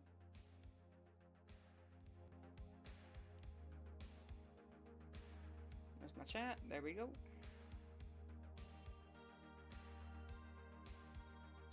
She doesn't know that she's internet famous. Every short I post of her on my YouTube channel gets 1,000 views, which I mean isn't really much in the grand scheme of things. Is not very much. But still, that's 1,000 different people that watched my cat being cute for 30 seconds.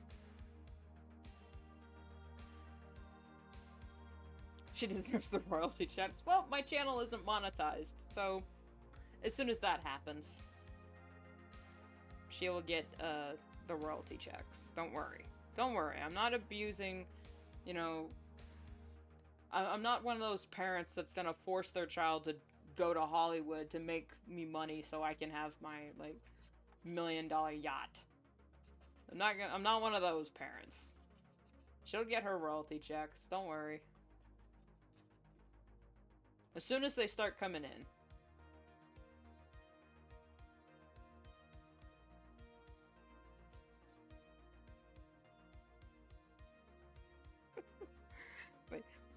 If I win the lottery, I won't tell anybody, but there will be signs. It's like me at a doctor's appointment. Me in a therapist office. Me.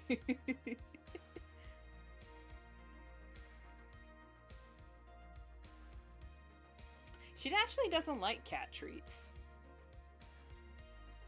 She's not a fan of treats. She does like tuna, but she's not as crazy about it as the regular cat. She's not very food motivated, which is good because I don't want her to get, you know, fat. She needs to be healthy and active because she likes climbing and engaging in all those sorts of activities, which is good. It's just, it's also a pain in the ass for me because she wants to constantly go in and out, and since it's the middle of winter,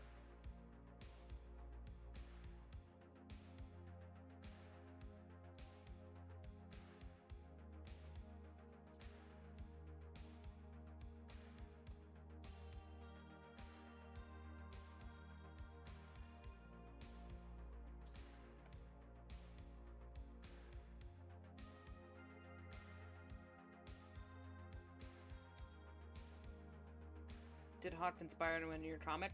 Actually, my comic was already up and running before I met Hawk. She's only 2 years old. Like, she was a kitten when I found her. She was actually born on the property that we live on right now. Because a stray that was hanging around, we didn't know she was pregnant until we found her with a kitten. That was Hawk. So I actually named her after Hawkstar. After the main character. That's why I named her Hawk. Even though she doesn't really look much like Hawkstar, her brother looks more like Hawkstar than she does. But, you know, her brother didn't come along until the next litter. And then we're like, alright, no more. Get this cat fixed. We gotta get her out of here. we don't want any more kittens. We have 10 cats in the house. We can't have, no moss.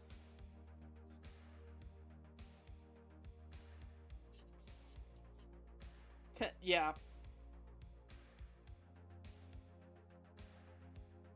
Well, you see, because, my sister already had her 2 cats.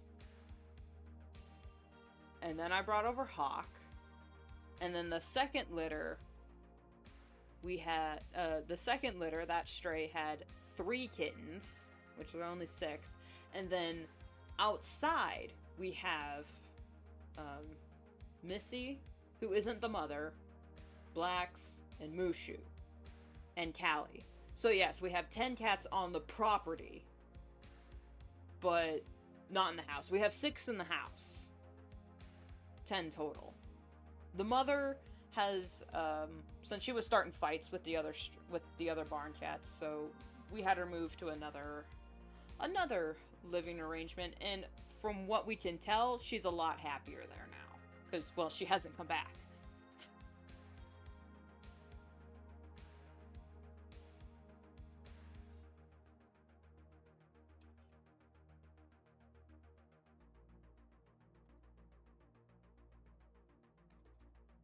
Yeah, we'll tolerate strays in our area until they start fights.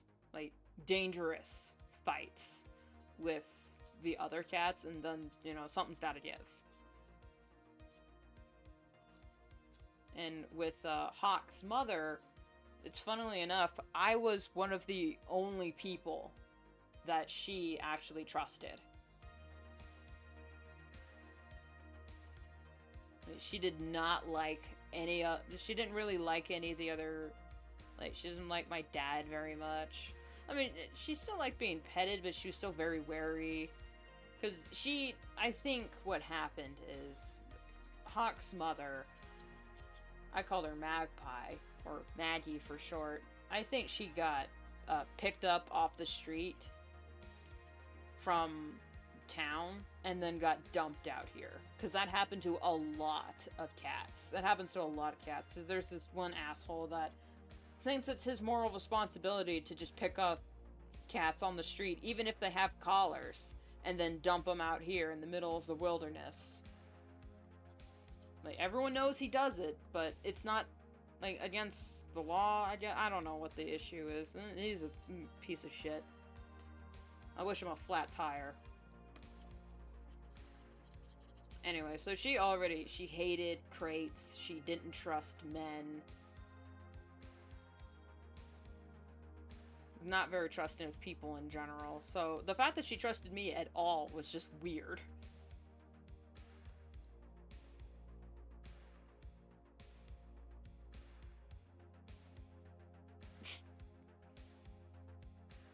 Or the fact that maybe I just didn't force an interaction with her. I think that might have been it. I didn't force an interaction with her. I let her come up to me. I let her sniff me and just pet her. But, you know, none, the rest of us didn't try to force an interaction with her or anything like that. I guess it's because I didn't have a cat at the time. So I guess she trusted me in the fact that I didn't smell like another cat. So she's like, okay, so you're not gonna beat me up.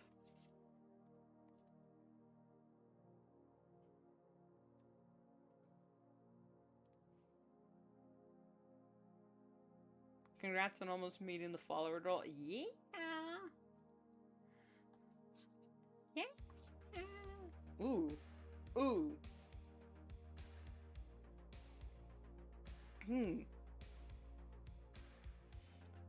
Yeah, I'm getting sick. I can feel it, man. Oh, this is gonna suck. But hey, if I lose my voice from this stream, at least we're having a good stream. Right? Am I right?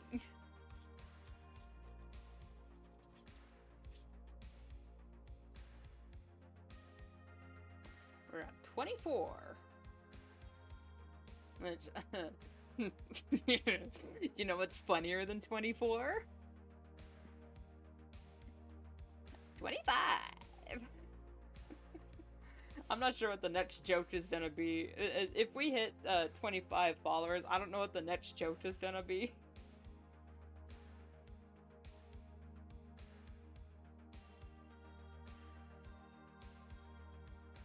Okay, so this thing.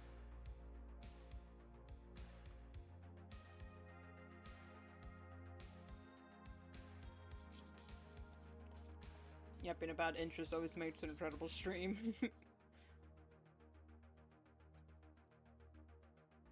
You're one of the best I've seen do it. Well, you probably haven't seen Pezzy.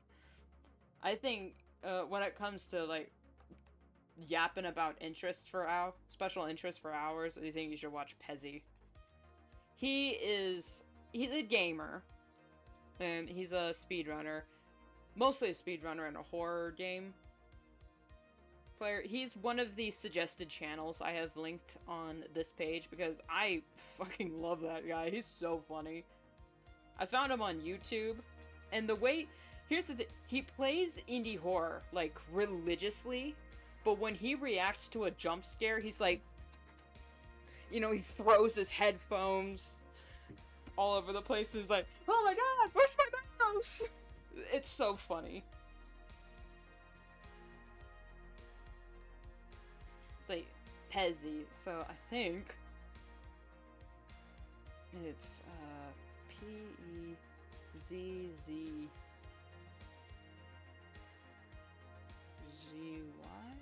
I think it's 3 Z's on Twitch and 2 Z's on YouTube.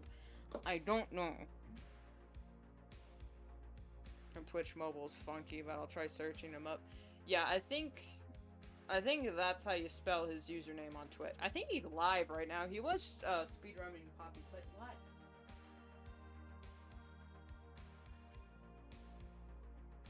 Are you being frisky, or do you actually went outside? Huh?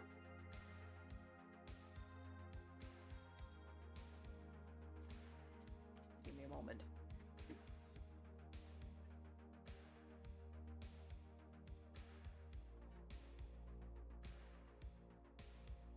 Hate having sore hips, man.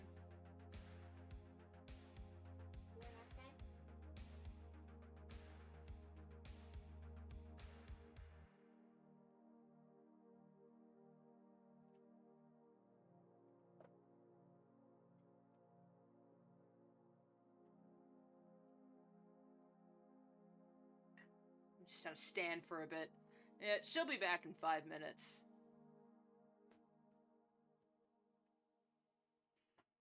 It's 3Z's on Twitch. She's actually... That game that shall not be named. Yeah. Yeah, that's why I was kind of didn't want to go live today, because I've missed the past few streams from him, and I wanted to catch up. But I think he's funny. He's absolutely hilarious. Ow. Alright, let's just take this opportunity to do a stretch break, so let's just do some of these.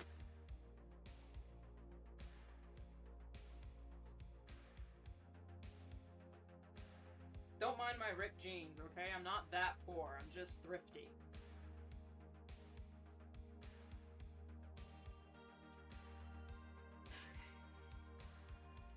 Let's do some toe touches. Those. Just lengthen the shoulders.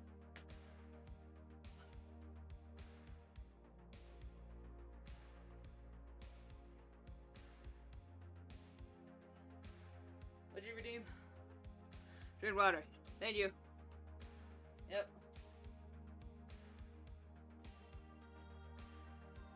Always drink water. Be sure. Oh yeah, no, I see it. I see it. Yeah, the hydrate redeem works. I just have it on a cooldown, because if you drink too much water, you can also get those kinds of health issues. Why does my hip hurt so much? What's going on here?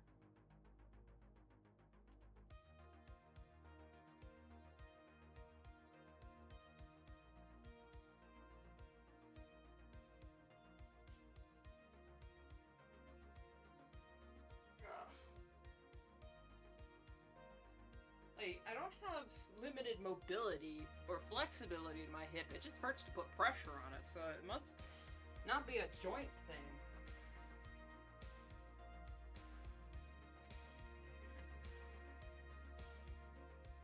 Like, is there meant to be a sound alert? No, no sound for the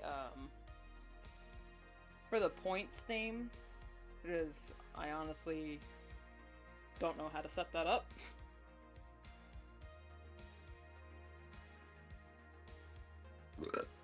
Excuse me. But I see it in chat. Oh, I should do some of these.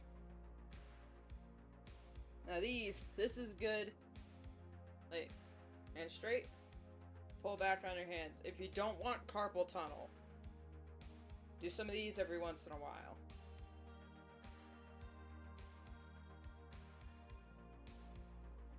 Stretches that tendon out, so you don't get stiff. I'm in the opposite direction. I know a lot of people say cracking your knuckles is bad, but they only say that because they don't like the sound. Cracking your knuckles actually relieves pressure, and you're less likely to get arthritis.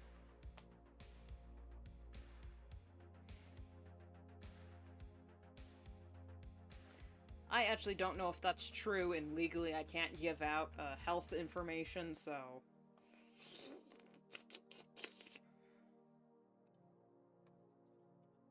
Ye be warned. I doth be a dunderhead.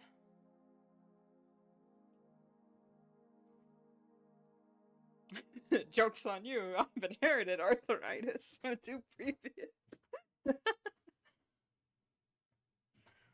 Oof, man. I don't have arthritis currently, and it doesn't run in my family. However, dementia does. I am screwed on both of my parents' sides, because my grandpa on my dad's side got dementia, and my grandpa on my mom's side had dementia and Alzheimer's. So it was just, oh, great. I got wombo comboed. It's like, I don't need dementia and Alzheimer's to fuck with my brain chemistry, man. I'm autistic and I've got ADHD. I'm screwed enough with my memory. I don't need y'all's help. Get out of here.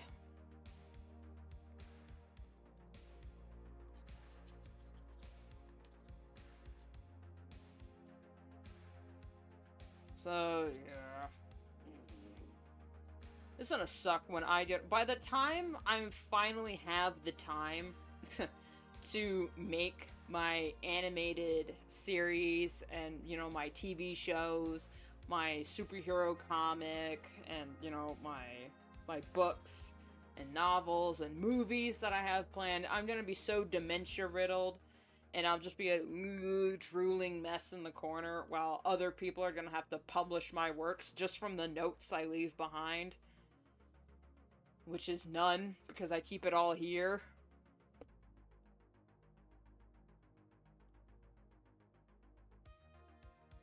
A fellow autistic in the wild. You're so passionate. I'm also caffeinated. So that helps.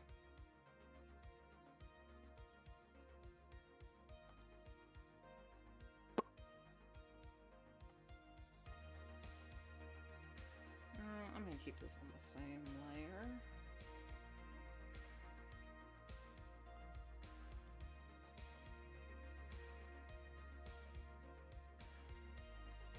What's the animated Oh, I have several animated series planned.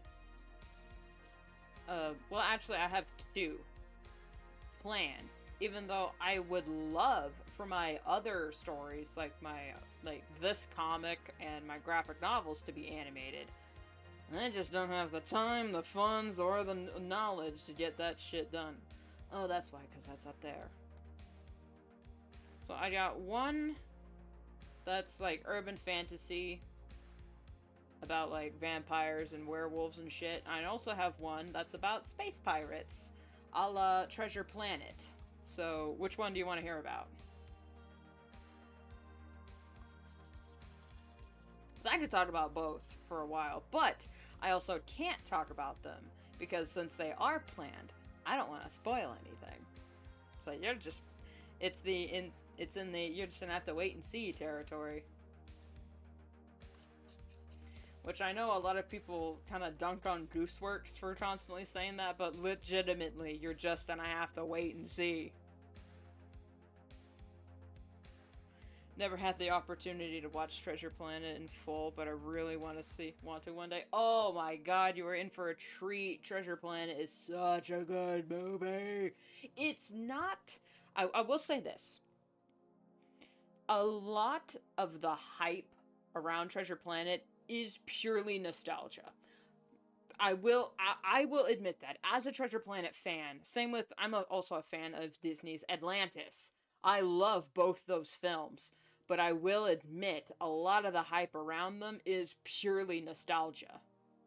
And the fact that they're 2D animated. Yes, I understand Atlantis is peak, same with Treasure Planet, but that doesn't mean that they're perfect films or underrated gems. Because, like, everyone knows how good they are. They are really good. Could have been better, but they are still really good.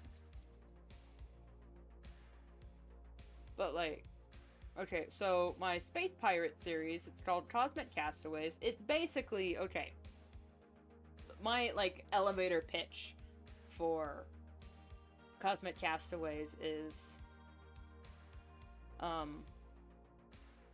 take fantasy creatures, you know, like dwarves, elves, dragons, fairies, but put them in a Treasure Planet-esque world.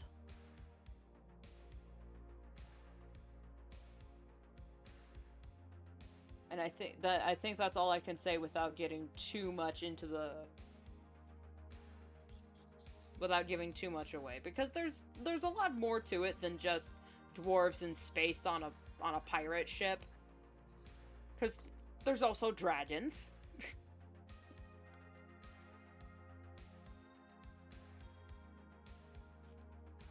But the thing is, I have so many ideas for that series. I'm like, all right, how do I want to say this?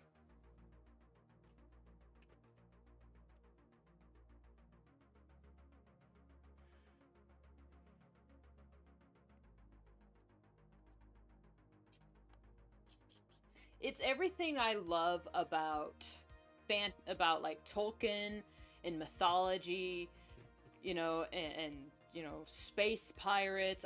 There's also some Star Wars about it. I heavily reference Babylon 5 and the Dark Crystal Age of Resistance. So if you like anything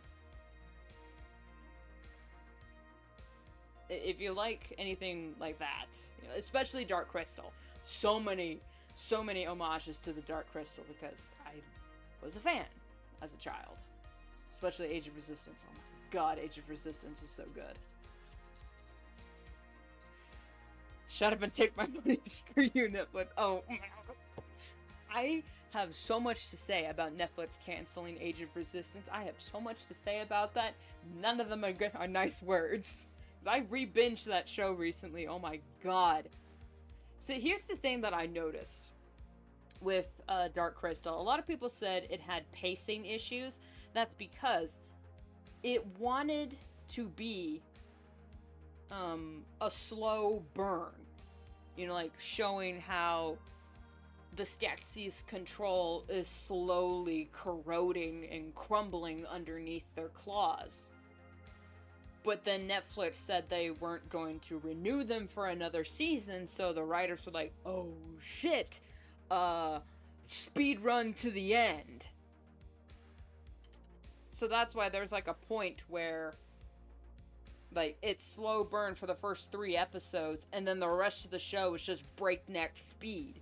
Because I think that's when they were told that they weren't coming back for another season, or they weren't being renewed,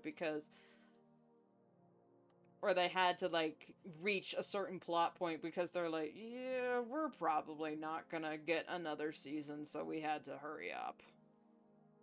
Deserved better? Oh, absolutely.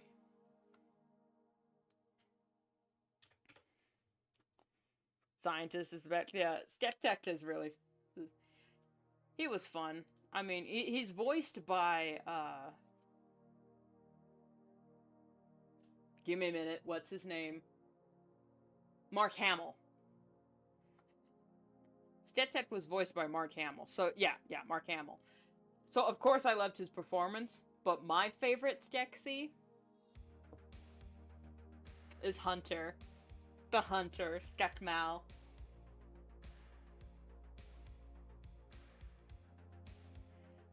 I also loved Archer. Erval.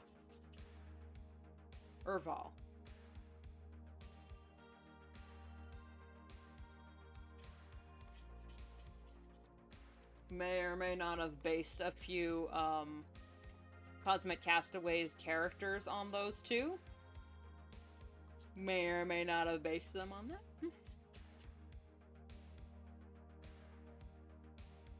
Oh yeah, we all know Hup is best boy, and the way they characterized Agra.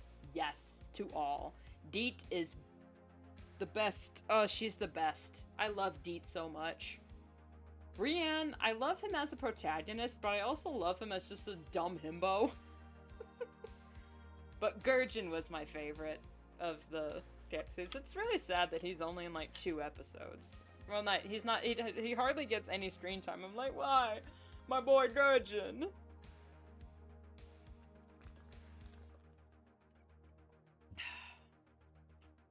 Yeah, I do like how they,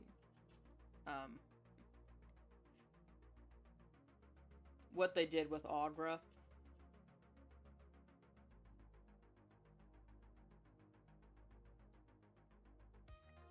But yeah, Skekmal, he was my favorite Skeksis to an embarrassing degree. I will admit.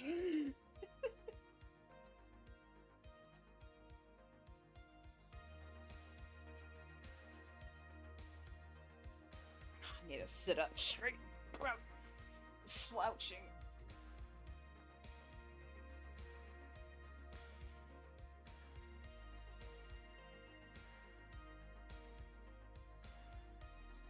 Yeah, I just got that.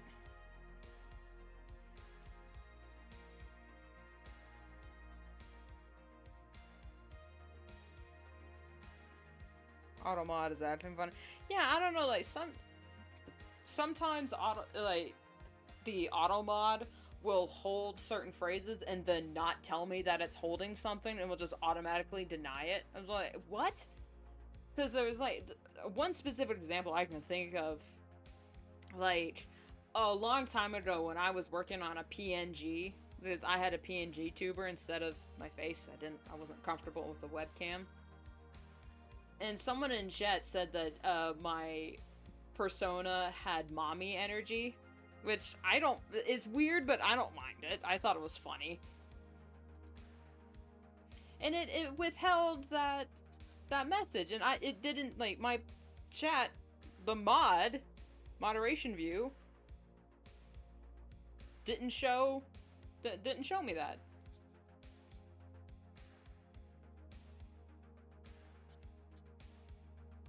Celadon can go raw. Yeah. Here's the thing with Celadon. I think what they wanted to do was to have her be, you know, a traitor to her own species. And it was going to be like she slowly became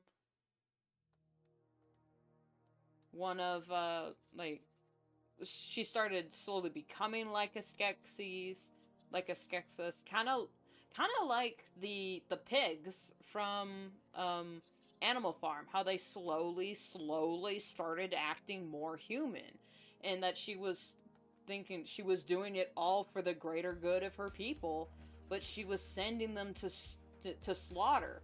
But she knew she was doing that, but she felt like it was what had to be done, which was why she would have been such an interesting villain if the show wasn't fucking cancelled. But of course, they had to give her a redemption arc. But, like, how she got her redemption arc is, I understand. She'll be like, yeah, okay, I'll betray my own people for you, but spare my sisters. And then when they refuse to spare her sisters, she says, wait, no, you can't do this. Not my sisters. We have our differences, but I still love them, even though she burned her own mother.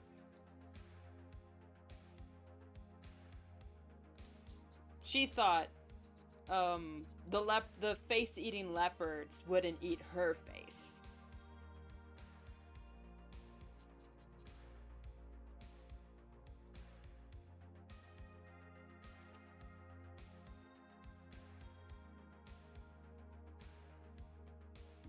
Basically fed to the person.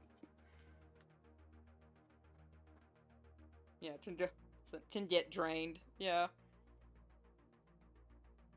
I liked Celadon as an antagonist. I love the way she was written. I loved how, like,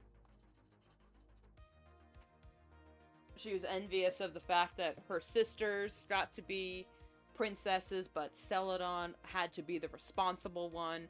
She was always took on more responsibilities than what she needed to, all for her mother, who she felt never saw her. Which I love that story for her. Ow. I just wish it actually got to be fully realized. Come on.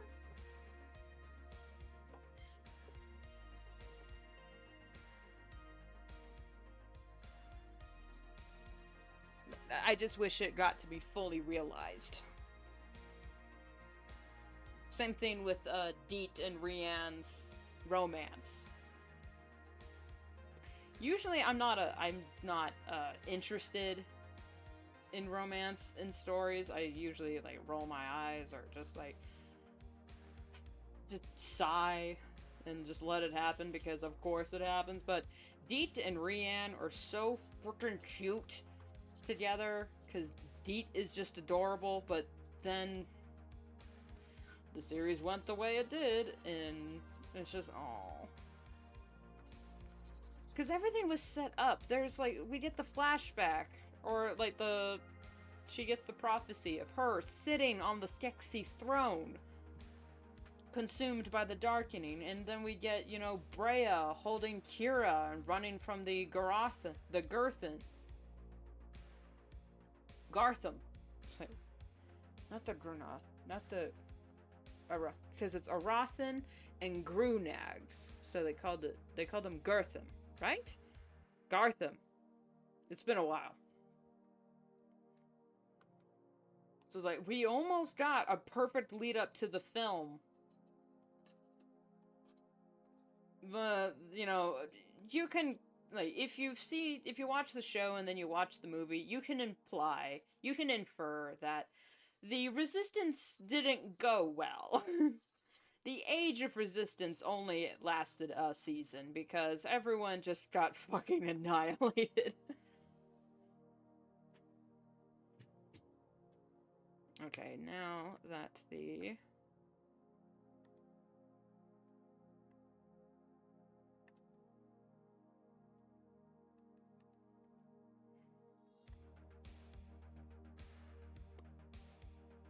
I'm gonna put the overlay on one layer. See, this is why I did everything grayscale for the background, because then I come in here with the overlay filter and then just add color. Now it's gonna be a little bit darker since this is a night scene, so I might have to go more blue with this moss. We'll see how it works. Let's start down here. Let's start down here.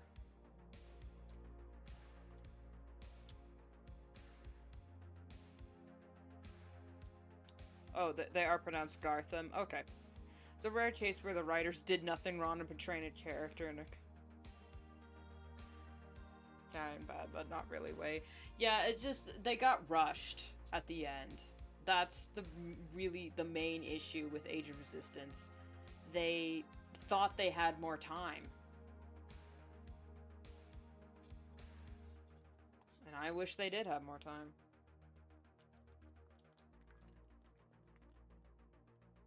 Uh-oh. I think we're almost out of water here.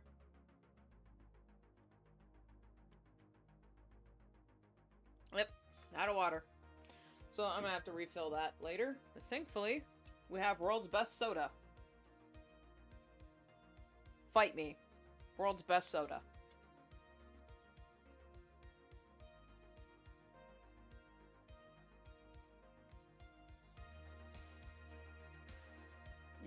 No, not that color.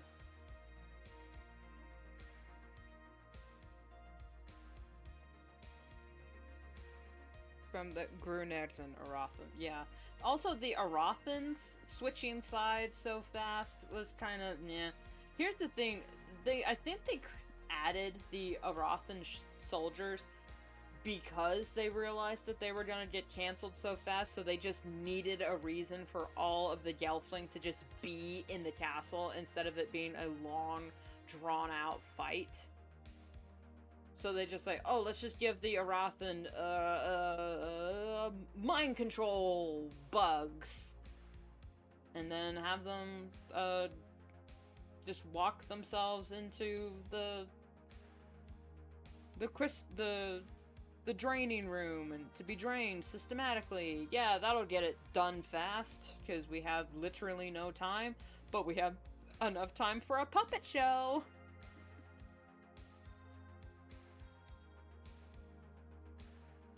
Not a show about puppets. They literally had a puppet show in a show that uses puppetry. I thought it was the funniest thing ever.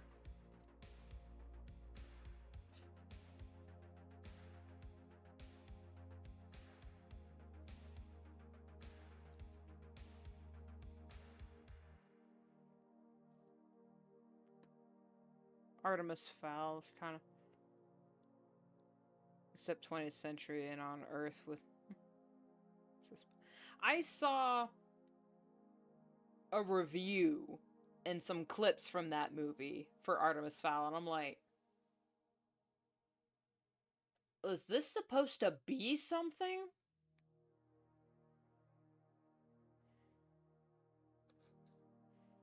I was so confused through the whole thing. I was like, is this kind of like Spiderwick Chronicles, where there's like a pre-existing thing that is so niche that literally no one knows about it? Because that's what it felt like. Kind of failed to explain the history of the crystal. I mean, it's the same history from the crystal, the same history we get in the movie. They were just retelling it in a different way. And like what actually goes on in the minds of the mystics and the Skeksis, and how they are two halves of a single soul. I hated. Okay, so they are two halves of a single soul. They are parts of each other. They're like left brain, right brain. I hate that people shipped them together. It's like, that is literally shipping two hemispheres as a romantic. No. No. No.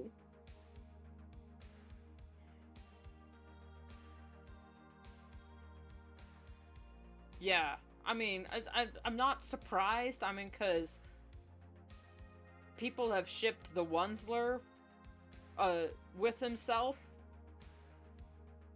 called Wuncest. I'm just...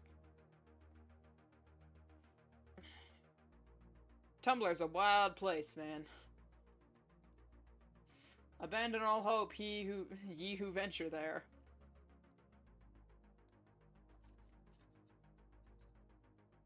It's literally just print. Yeah, it's...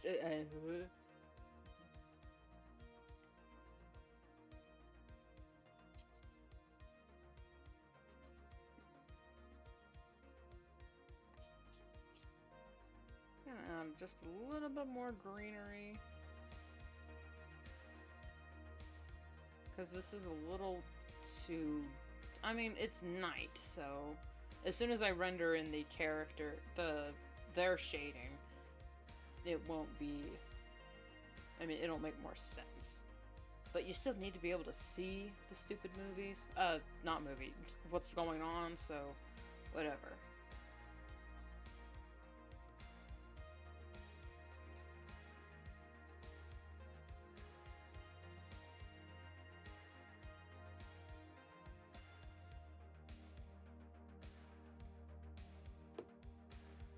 Missing out on what make the Skeksis and the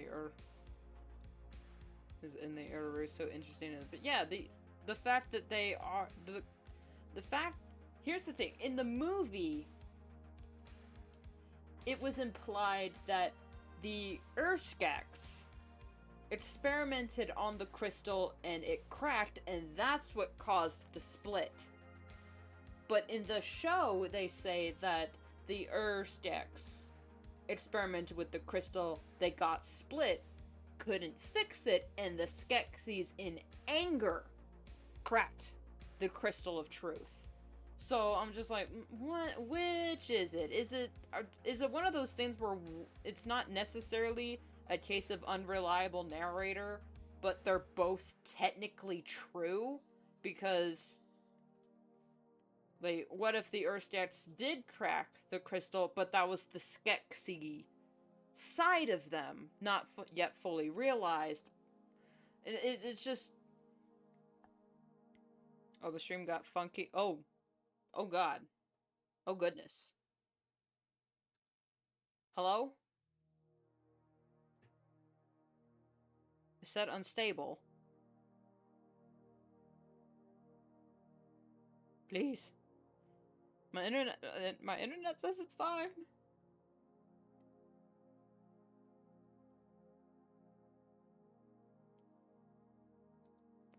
Well, if the stream does shit the bed, and you do miss some of the stream, do not despair, because I am currently recording this VOD, and it will be up on my VOD channel, separate from my regular YouTube, but still listed in my Twitch about. My VOD channel, which will be posted the next day. So, I know VODs aren't as entertaining as watching the stream live because you actually get to interact with anything, but in case you miss anything or if you want to go back and just watch some like speedrun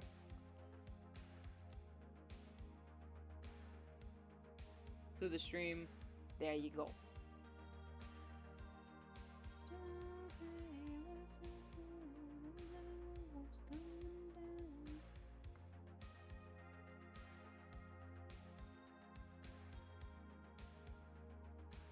I mean, the VOD will be up on Twitch, here on Twitch anyway, but if you want...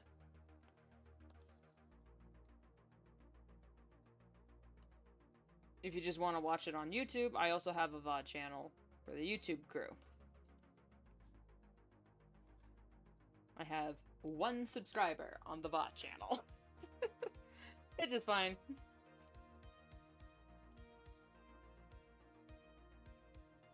Okay, we'll see if that's too dark. I have to do it separate here.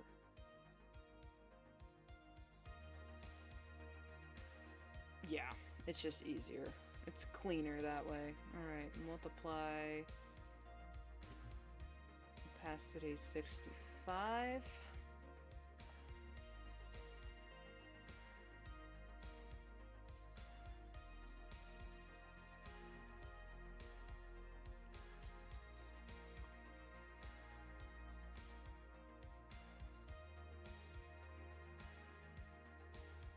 YouTube is more permanent too. Yeah, the VOD, yeah, the YouTube VODs definitely will stay up for eternity, while on Twitch they disappear after a week.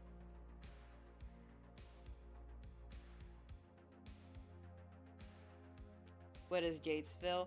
Oh! Yes, Gatesville is my other animated series that I have planned, and that's my urban fantasy, the one about vampires and werewolves and whatnot. That one is going to be more of a YouTube series rather than like a TV show that I want aired from my own studio, because I do one day want to have my own studio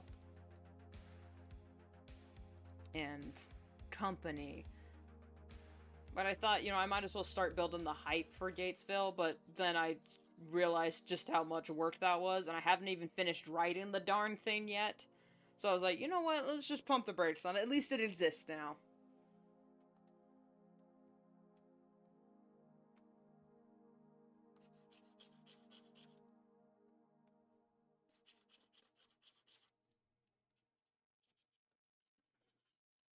I mean, this type of lighting doesn't quite make sense for this scene, but I want people to be able to actually flipping see the characters, so we're just gonna add moonlight coming in from the cave entrance.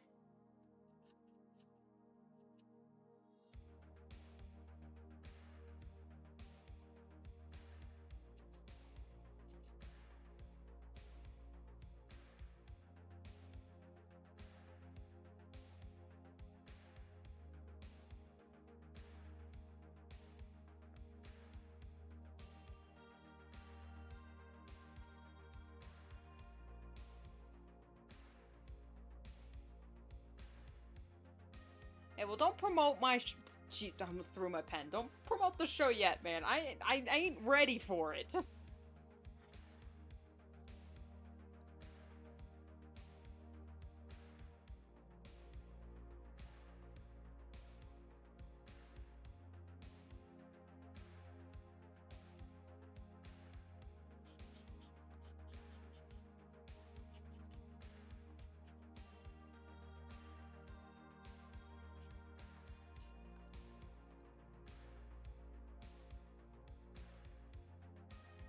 I mean, you can. I can't you can do whatever you want, honestly. But it's just, like, I don't want to, like, set up expectations. People are like, oh, cool, a new indie show coming? It's like, not for a good few years, buddy.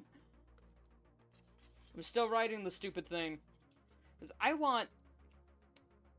Here's the thing. I've seen what happens to other indie series, like Has Been Hotel, and specifically Hell of a Boss. Hell of a Boss wasn't even written when episode 1 came out. They changed the writing based on fan interaction.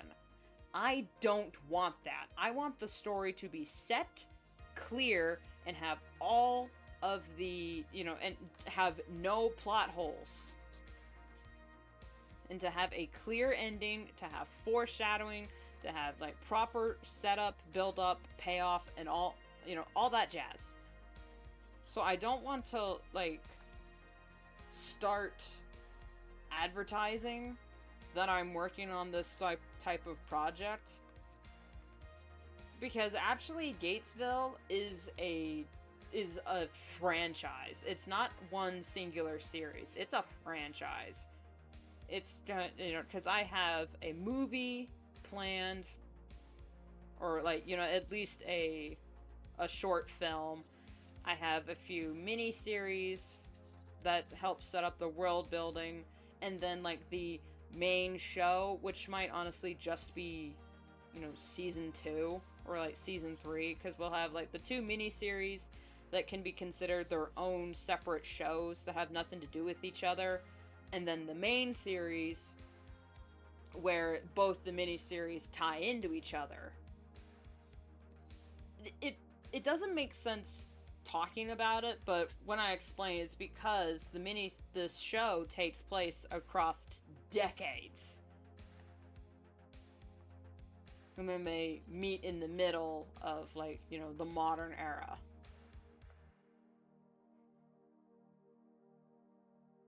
I'll hold off on the promo. Do you plan on having a comic? I mean, honestly, I think Gatesville might have to be more animatic style rather than full animation. It depends on what I can scrap together. Because if it's just going to be me working on it, it might just be, animatics that take the rest of my life to work together. If I can scrap together a crew to work on it, Gatesville will, and to have it be fully realized the way I want it to, it'll be maybe slightly more animated. But for just me, I'm still scripting it. The only thing I could put together myself is maybe have a few storyboarded scenes to get people hyped, and I think that's when I'll really get the hype, is when I've finished the scripts for everything and then start working on the storyboards with just me voice acting, and then if people get hyped on that and be like, okay, now I need animators, I need voice actors, I need cleanup, I need, rigging, I need all these people, I need backgrounds to help me with that. I'll do the script and the storyboards and some, animatics, but once that is ready, then I'll advertise to the world,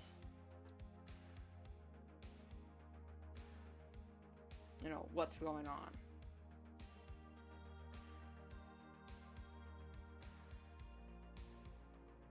But it is beyond being an urban fantasy. It's especially far superior to Twilight.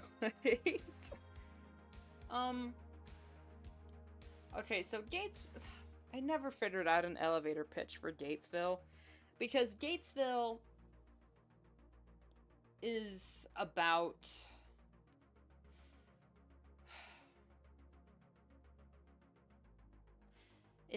healing. That's basically what it's about. Take a shot every time I say basically.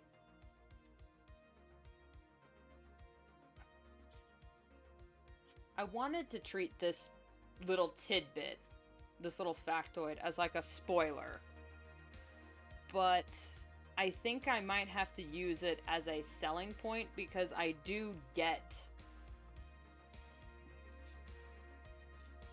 because it's the overall arcing theme, and if people don't know about the overall arcing themes, they're not going to be interested. So basically, I took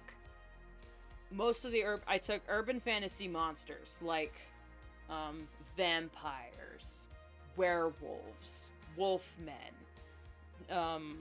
changelings, and demons and whatnot. I took urban fantasy monsters and made them representations of trauma. Very specific trauma that if I say the words, YouTube and Twitch might come after me, you know, because they don't like those words. And it's basically about these characters healing from their traumas, but also a lot of people don't like being reminded about trauma, and it's kind of like a critique, and it's also a critique on the Catholic Church. So it's also kind of a Monster Hunter TV show, but it's like trying, like, you got to see these people as people too.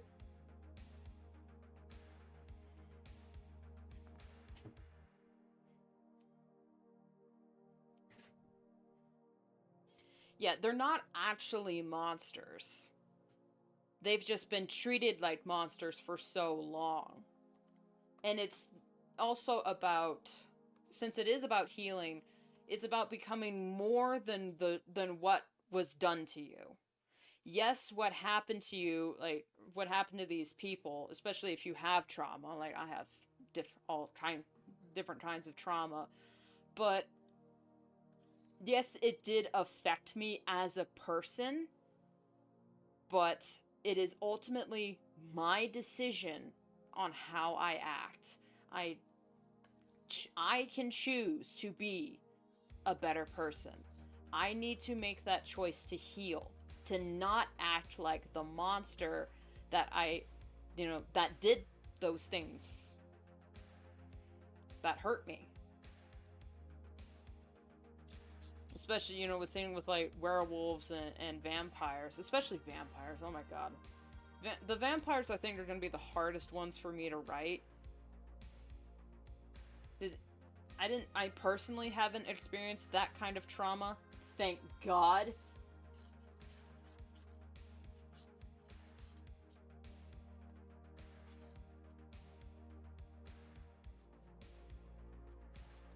But that's why, I haven't started advertising for it, because I'm still working on the writing. Because I know a lot of people are going to say, oh, she's saying that the people who've experienced trauma are monsters. It's like, no, literally no, that's the point of the show. They're not monsters. They're still people. They just haven't been treated that way. Because if you notice the way the government treats people that are different than the norm, like subhuman, like second-class citizens. In a way, you could also see this as a critique on immigration, but that's also not... I mean, that's purely coincidental.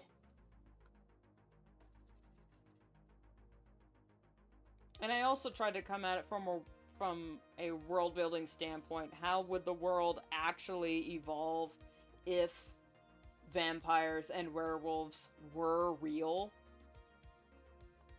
Like, how would the world actually develop? But I'm also a history buff, so I wanted to keep a lot of the historical, events the same, but I didn't want, just... Like, World War II still happened, it's just there were some of the soldiers were vampires, some of them were werewolves, and it wasn't, being a werewolf doesn't mean you're as strong as 10 men. Being a werewolf means you're gonna have a panic attack in the middle of the night, and it's not pretty. And it's... Okay, I'm missing out on chat. It's a very unique way to go about it. I've spent a lot of time thinking about it, because I'm also a Bram Stoker fan of Dracula, and I really love that book. Doesn't matter where we came from. You can't sweep it under the rug. Yeah, absolutely true. What's important is how you let the trauma control you and define your life, whether you enslave yourself or use that trauma to grow and teach others. Exactly. That's what, like, the main message of Gatesville is about. Mostly we follow this one family, the Mundi family, over the decades. because I couldn't completely separate some of the lore of the classic monsters. So yes, the vampires and werewolves still live for a long time, but it's mostly under the, to make a reference to the you have an old soul type, trauma response, or when people say, oh, you're so mature for your age, which is also not a good thing to say to children, but it's like kind of referencing that. When people's like, oh wow, you have an old soul, or you're really mature for your age. It's like, thanks, I've lived centuries with pain, with this emotional pain. So I took the metaphor and made it literal, while still working within the, the realm of accurate vampire lore. Vampires aren't real, whatever.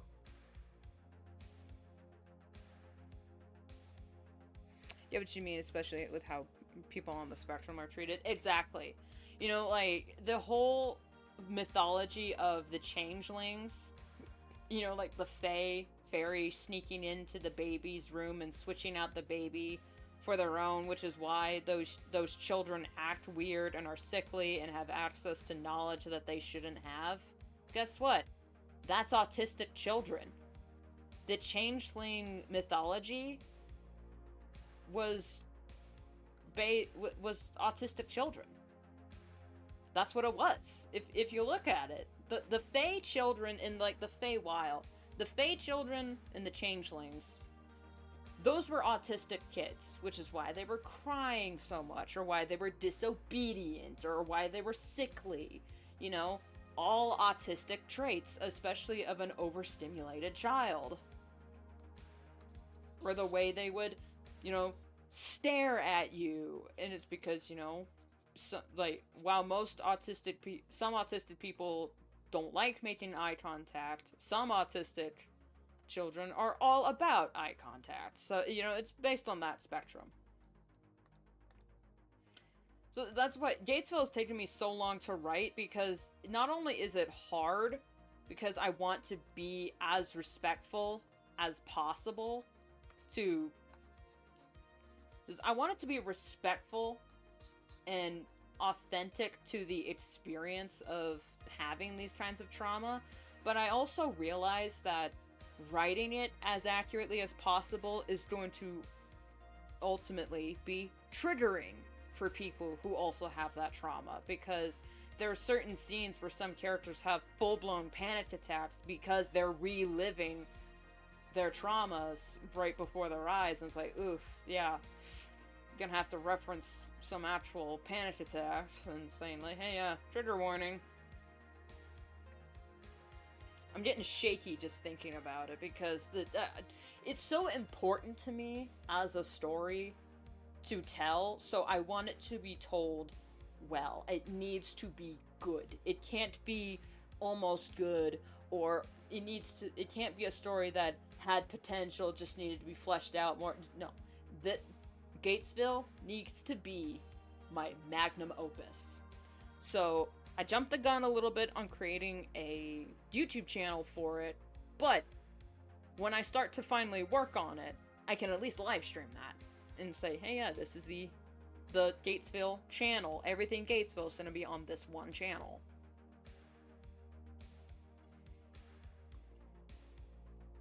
Is it a real struggle? Yes, but it's treated in a unique way, how the brain works rather than an illness. Back then, especially, I say back then, but like less than 100 years ago, they treated autism like it was some sort of disease. They treated postpartum depression. They treated depression. They treated autism, ADHD. Being a woman, they treated that as a disease. Menstruating was a disease that you needed to be institutionalized for.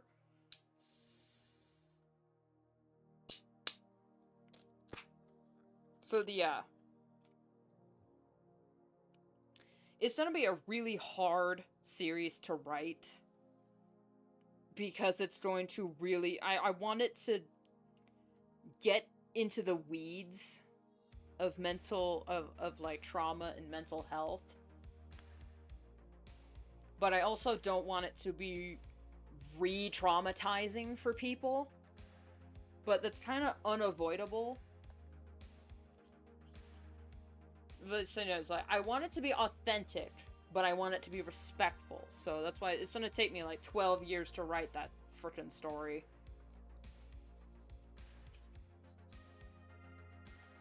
And I've had to rewrite Gatesville like 3 times, because originally it was going to be just a stupid comedy about, you know, a vampire and a werewolf that are roommates and whatnot. But then I was like, no, let's actually make them sisters, and you know, let's give them, you know, like a history and like a past. Let's give them a cool dynamic, and oh, here's some cool characters I thought of for this thing, and let's make them you know, related to the characters in this way. So then it just kept growing, and I was like, you know what?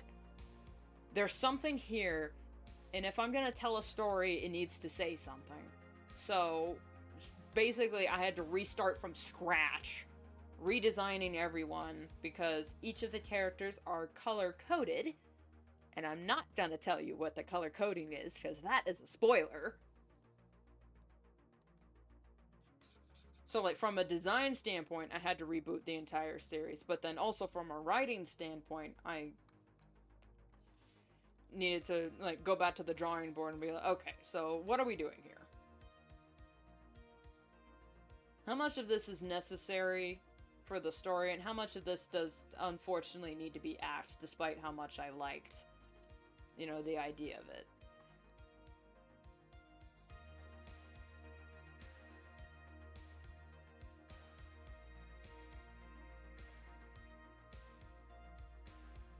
I think it works better as a drama anyway. Oh, absolutely. Yeah.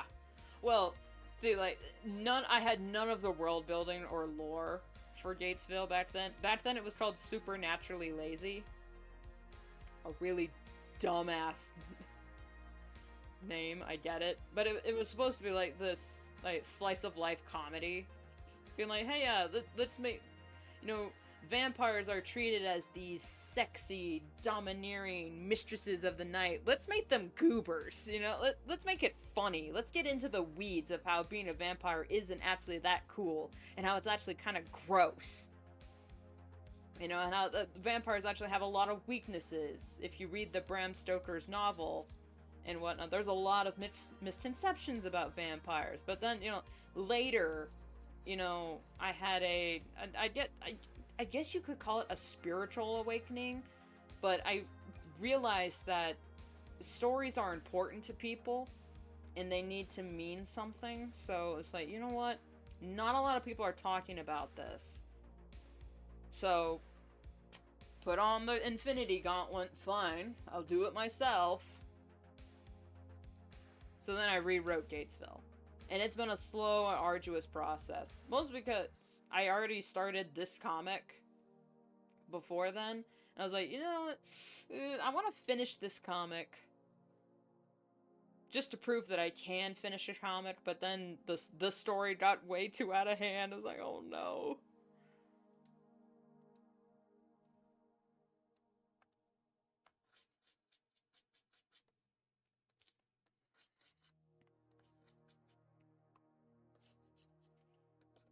I mean, even drawing the art for the little sneak peek trailer that I made on the YouTube channel, drawing that piece, you know, that I was bawling my eyes out drawing some of those art pieces, because I was just getting into the mindset of the characters. Like, okay, how am I gonna draw this expression? How am I gonna how am I gonna frame the camera? How am I gonna show exactly what she's feeling with no dialogue? And I got into that mindset, and I bawled my fucking eyes out.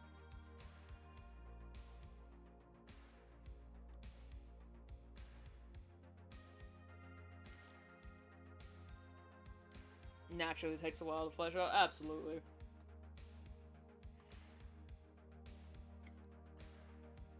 also, and new studies about mental health and trauma are coming out. So I've been integrating the new discoveries of trauma into the writing because I'm actually making it work. Some of the world building is like, oh, I don't know about this. How am I going to make this work? And then more studies about secondhand trauma and prenatal trauma came out, and I'm like, ooh, perfect! And then I just added it to the story. It's like, yes. Burn. I love traumatizing my OCs. But I'm also bawling my eyes out because I feel all of the emotions my OCs do because I have to write their dialogue. And in order to write their dialogue and, you know, get into, you know, write their motivations, I have to know how they feel. So I'm basically traumatizing myself writing the story. So I'm gonna need some major therapy writing Gatesville. And you know what, anyone who says, hey, Gatesville gave me trauma and now I need to go to therapy, it's like, you know what, yeah, just send me the bill. I won't. Therapists are expensive. I can't even afford I can't even afford insurance, so I had a disclaimer. Yeah. Was it Siri? Well, I don't want to say that these are accurate depictions of trauma, but that's what I'm aiming for. It's still, you know, played up for drama and for world building and, you know, for suspense and whatnot.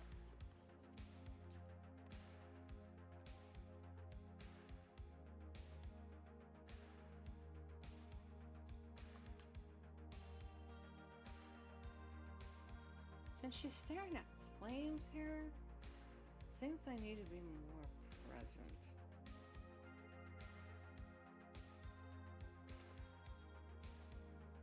But I also do like that.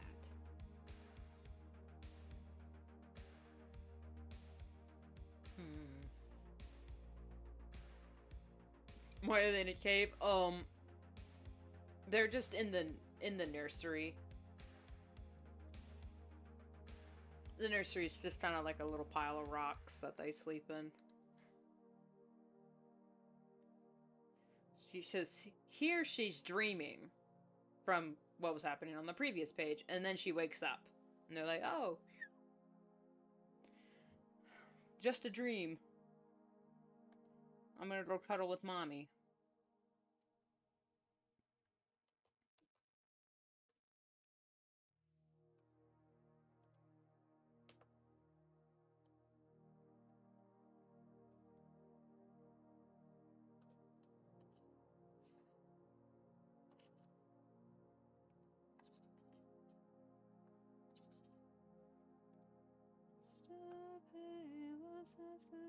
Is this where they'd rub? Yeah, they were born. This litter was born in this new territory.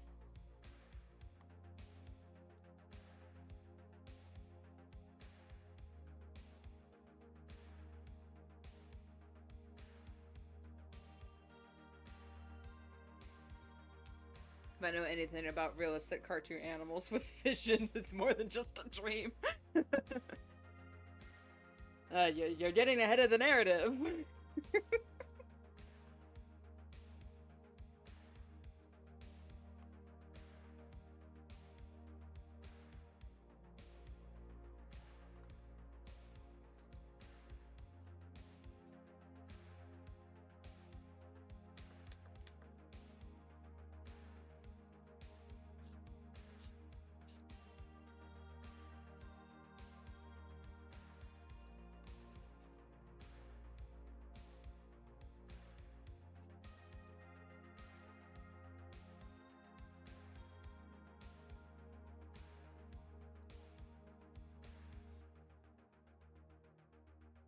How long have we been streaming for? Well, that one says 30 minutes. But my, Streamlabs says we've been here for 2 hours and 46 minutes.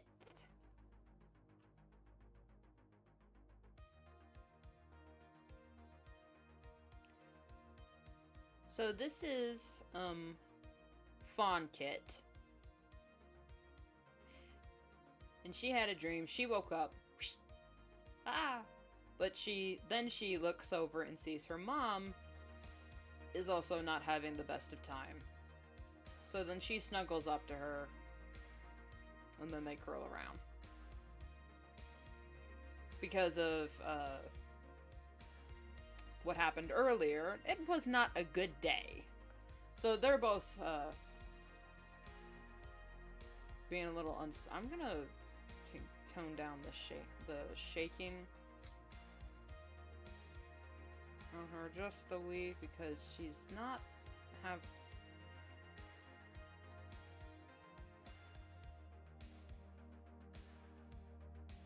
yeah, there we go.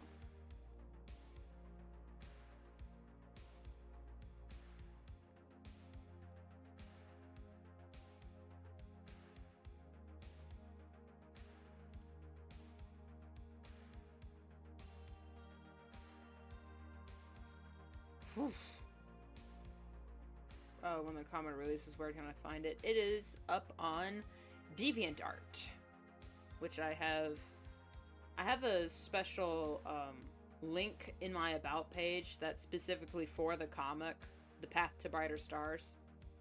And if you click on the PNG, I know you're on mobile, so you might have to like scroll. It's in my About, so it should be right there. It's one of the windows.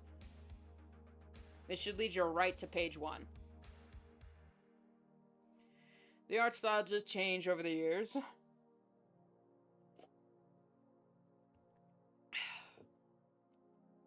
That's because I got too invested.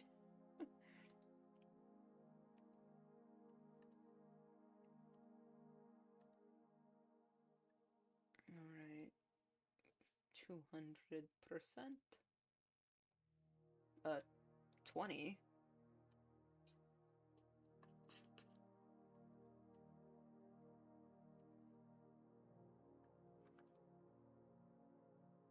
Yep, new pages come out every Tuesday and Thursday.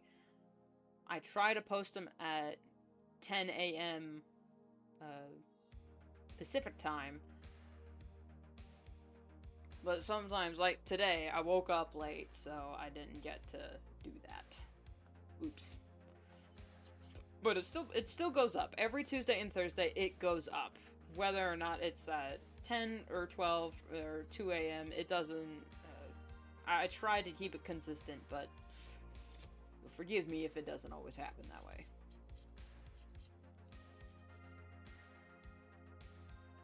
No, you're supposed to be this color. To imply glowing.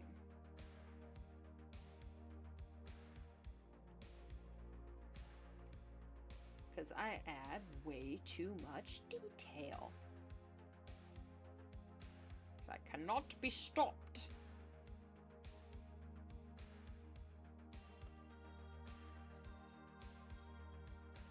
Like, I don't have... I don't need to color the line art here. I just did. I just colored the line art for one of the pages after I came back from a hiatus. I'm like, you know what? That looks really cool. And then I've just colored all the line art ever since. And it haunts me to this day.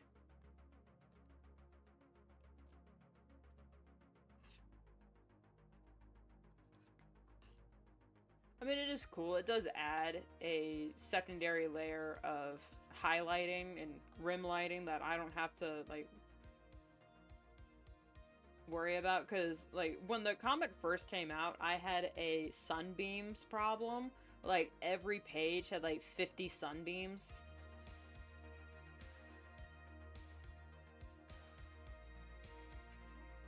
That's the wrong green. I'm gonna hop off because I'm going to bed. Have an awesome one. Pleasure chatting with you. You have a good eepee. Good sleep. I'm probably just gonna finish rendering this page and then log off because we're pushing 3 hours and I can feel my voice is going to die. It's also 1 a.m. for me. So, I also should be heading to bed. I should have had to bed hours ago, but I cannot be stopped.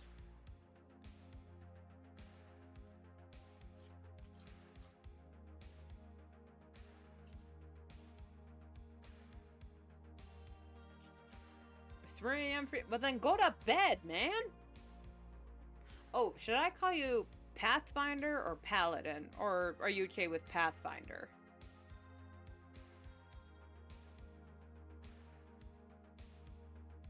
Before you leave, what should I call you?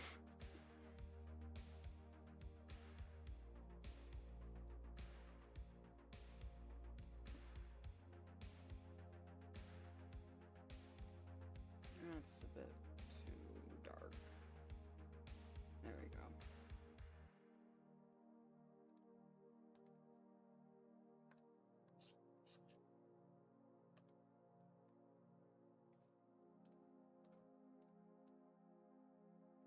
I have no preferences, just that people call me whatever. Well, then, yes, I shall take your advice. Okay, so I'll call you Pathfinder because it's the first part of your name.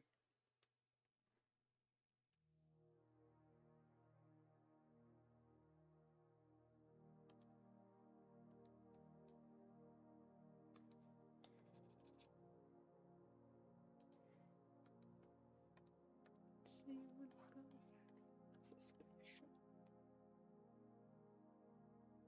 Why do I keep splitting my hair like that, man? That's why I got a rat's nest in the back of my head. Put it back there.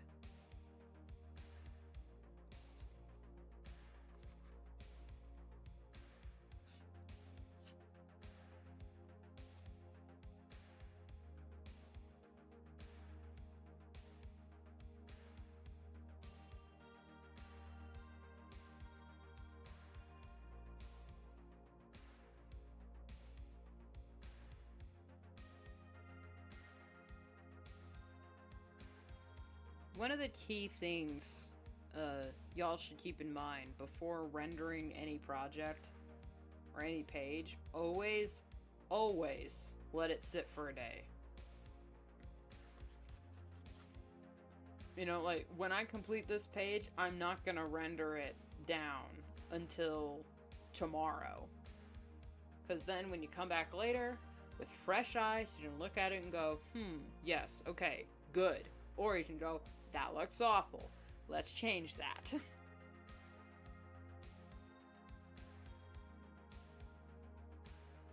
Like for this bit, copy paste.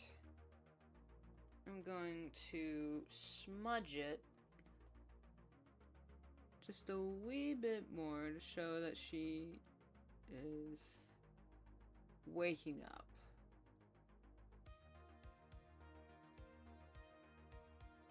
Actually, I should make this more of a hard line.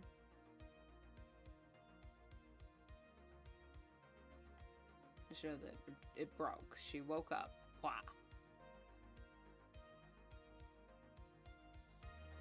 There we go. Dream is over. She's in the real world.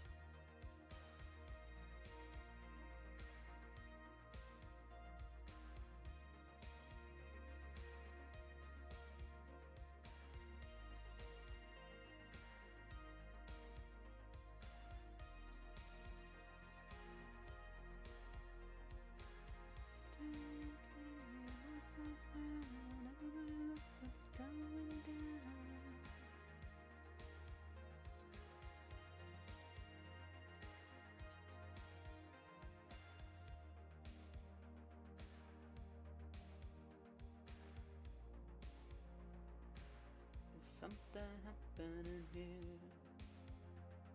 What it is ain't exactly clear.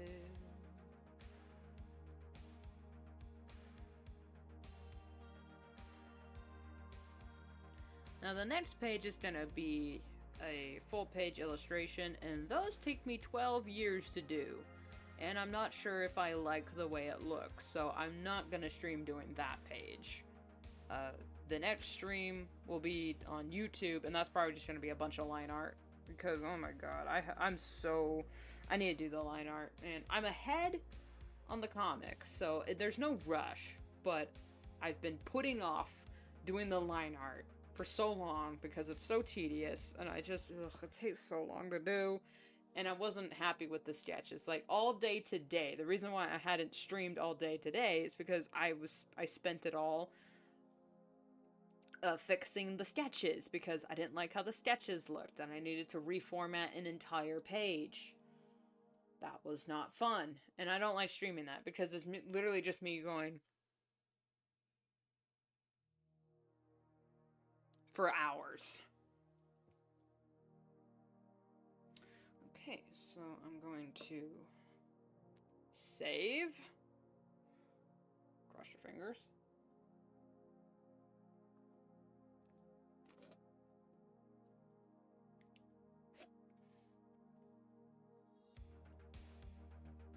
Medibang not responding. Fuck. Please don't crash. Please. Don't. Why is it taking so long? No, no, no, no, no, no.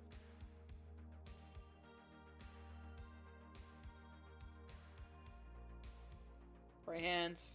Pray hands.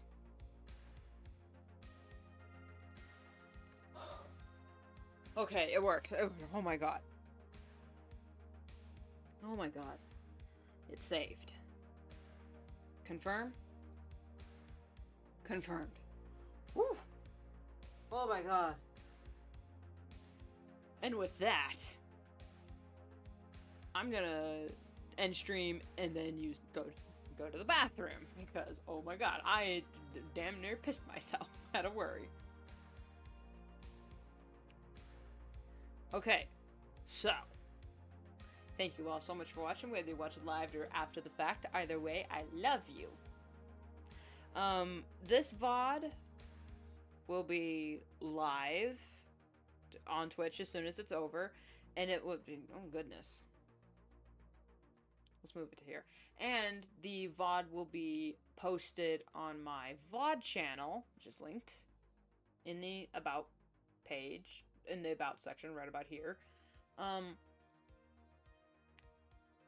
the VOD channel, and I also stream every Friday on my main YouTube channel at Just RuneLol, same name, just on YouTube. The comic I was just working on is posted every Tuesday and Thursday on DeviantArt.